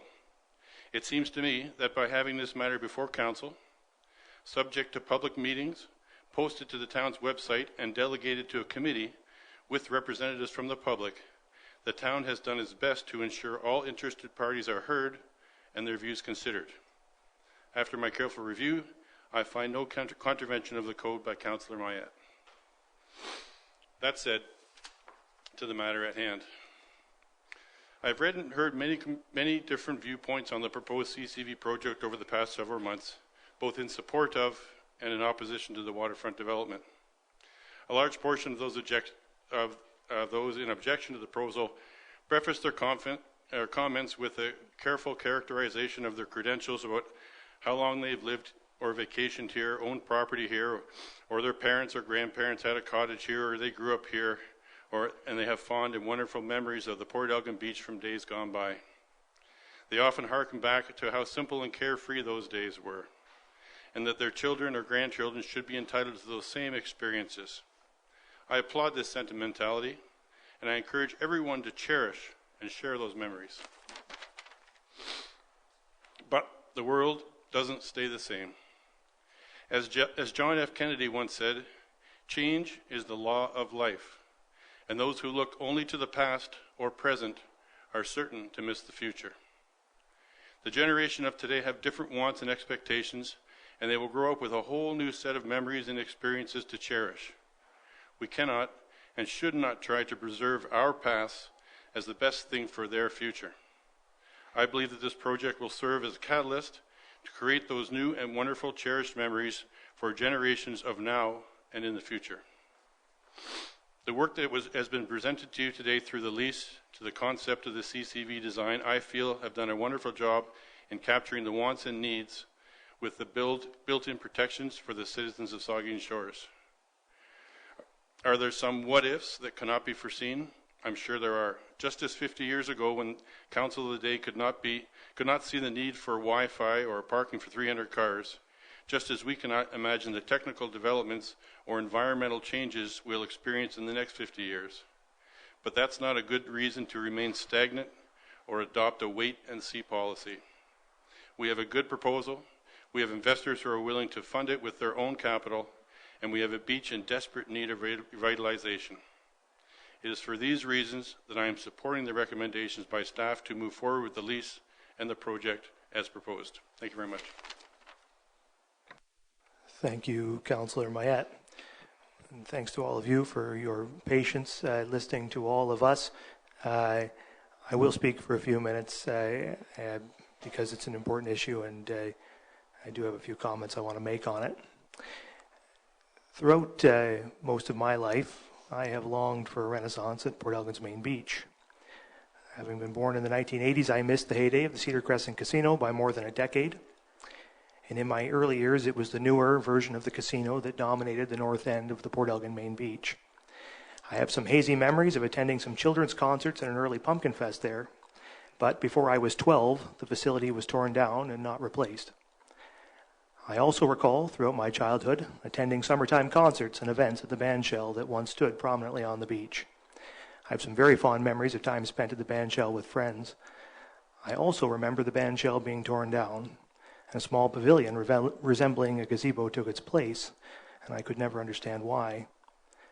Like almost everyone else, I spent time at the station. I remember listening to the train whistle sounding throughout the days spent working on my parents' farm. I remember playing mini golf and buying ice cream there. Over the years, the train took fewer and fewer trips around North Shore Park, and I heard the train whistle sound less and less, and I saw the building and mini golf fall into an increasing state of disrepair. Of course, I also enjoyed beach carnivals. Winning at the cake wheel, crown and anchor, or bingo was one of the best parts of summer evenings spent at the main beach. Lots of the people I knew helped run those carnivals, raising money for their community groups, and it was a very sad day for me when those events were discontinued by order of the province.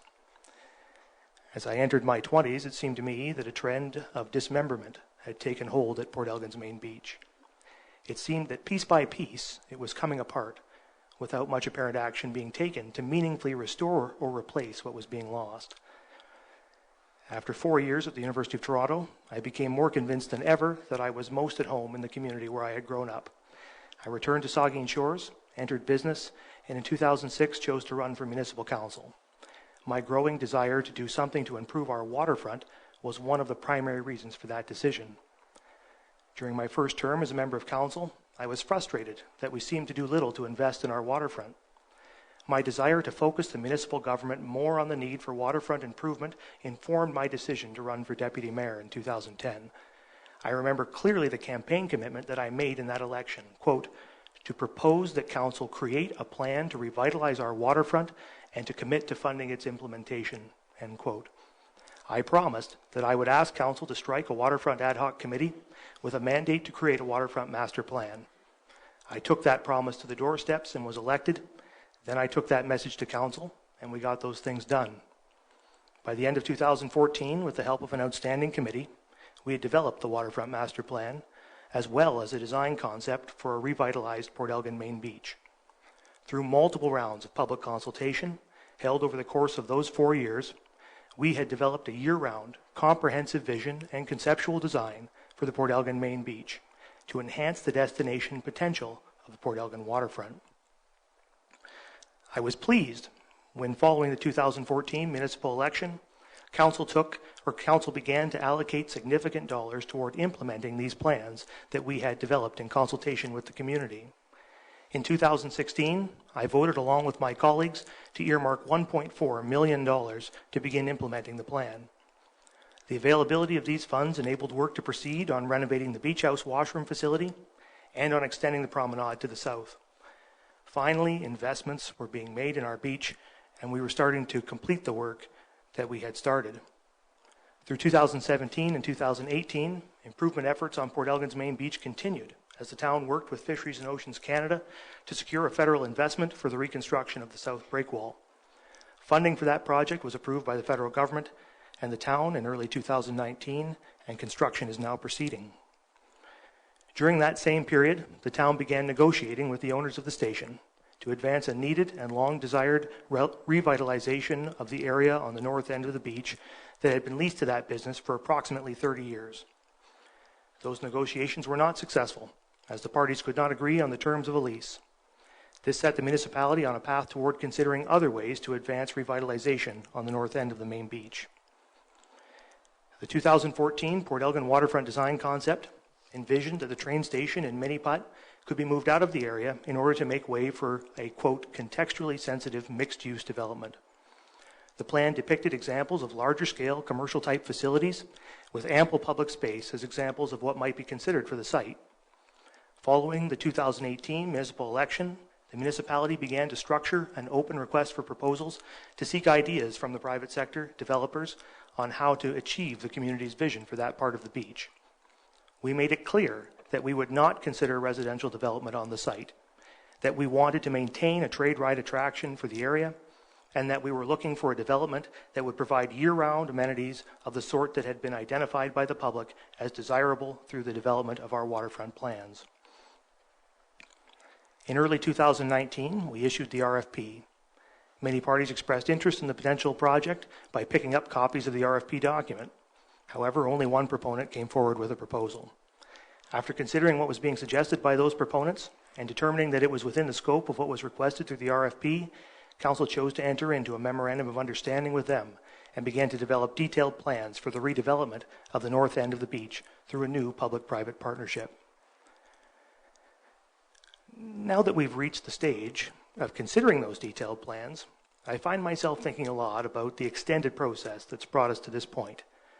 It's easy sometimes to think of important community decisions in isolation, rather than as part of a continuum where one decision follows upon another based upon plans that many of our neighbors have spent years in developing.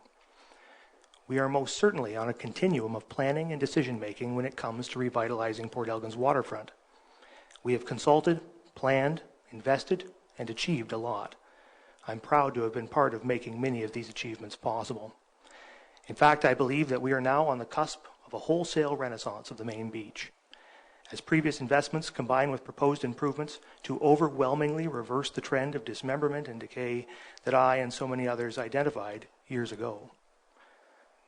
I support the proposed lease agreement as an appropriate framework by which to achieve the revitalization of the north end of Port Elgin's main beach. This agreement will see the addition of a new restaurant and banquet room, waterfront-focused services and small-scale retail, outdoor recreation facilities, and enhanced public services at the main beach. This proposal will reconfigure the main beach area, making it more pedestrian-focused while creating more efficient and approved parking. This proposal will ensure that the limited beach area at the main beach is available for sunbathing and sandcastle building, removing beach volleyball from the towel space along the water's edge. The proposal is a public-private partnership between the municipality and local business owners. It carries on the long tradition of such partnerships on that part of the main beach. It will update and clean up the waterfront, providing amenities that will serve our growing community's residents and visitors in equal measure. Value to both residents and visitors will be enhanced through a significantly increased annual lease rate, in lieu of which the municipality will accept free public services to be delivered by the proponent. The proposed new development will also support the community through one-time payment of development charges and the annual payment of municipal property taxes. The proposed lease sets out a structure that will help to ensure the long-term viability and sustainability of the public-private partnership, while also providing multiple levels of protection for the municipality and its taxpayers for today and for the future. Regulations providing for the protection of the environment and for the security of property against damage by the lake and other natural forces will be respected and followed as part of this project. Most importantly, I believe that in combination with many other steps that we are taking to improve the main beach, this proposed project will help to restore the sense of pride in the main beach that I and so many others in our community have been longing to recreate for much of my lifetime. Discussions about our waterfront have always elicited much passion from members of the community. This discussion has been no exception. I understand that many in the community will disagree with my views and the direction that Council chooses to take on this issue. I can assure you that Council has heard and considered all the various perspectives on this proposed project as part of its decision-making process. I can also assure you and all community members that members of Council harbor no ill will toward anyone who has expressed their views as part of this process. Our goal has been to advance waterfront improvement in a way that serves the broad public interest. I believe that we have done that with regard to this project, and I'm looking forward to working with all members of the community as we continue to advance waterfront improvement for the benefit of all. Those are my comments. If there are no further comments from members of the committee, you've heard the recommendation. All in favor? Opposed? That's carried.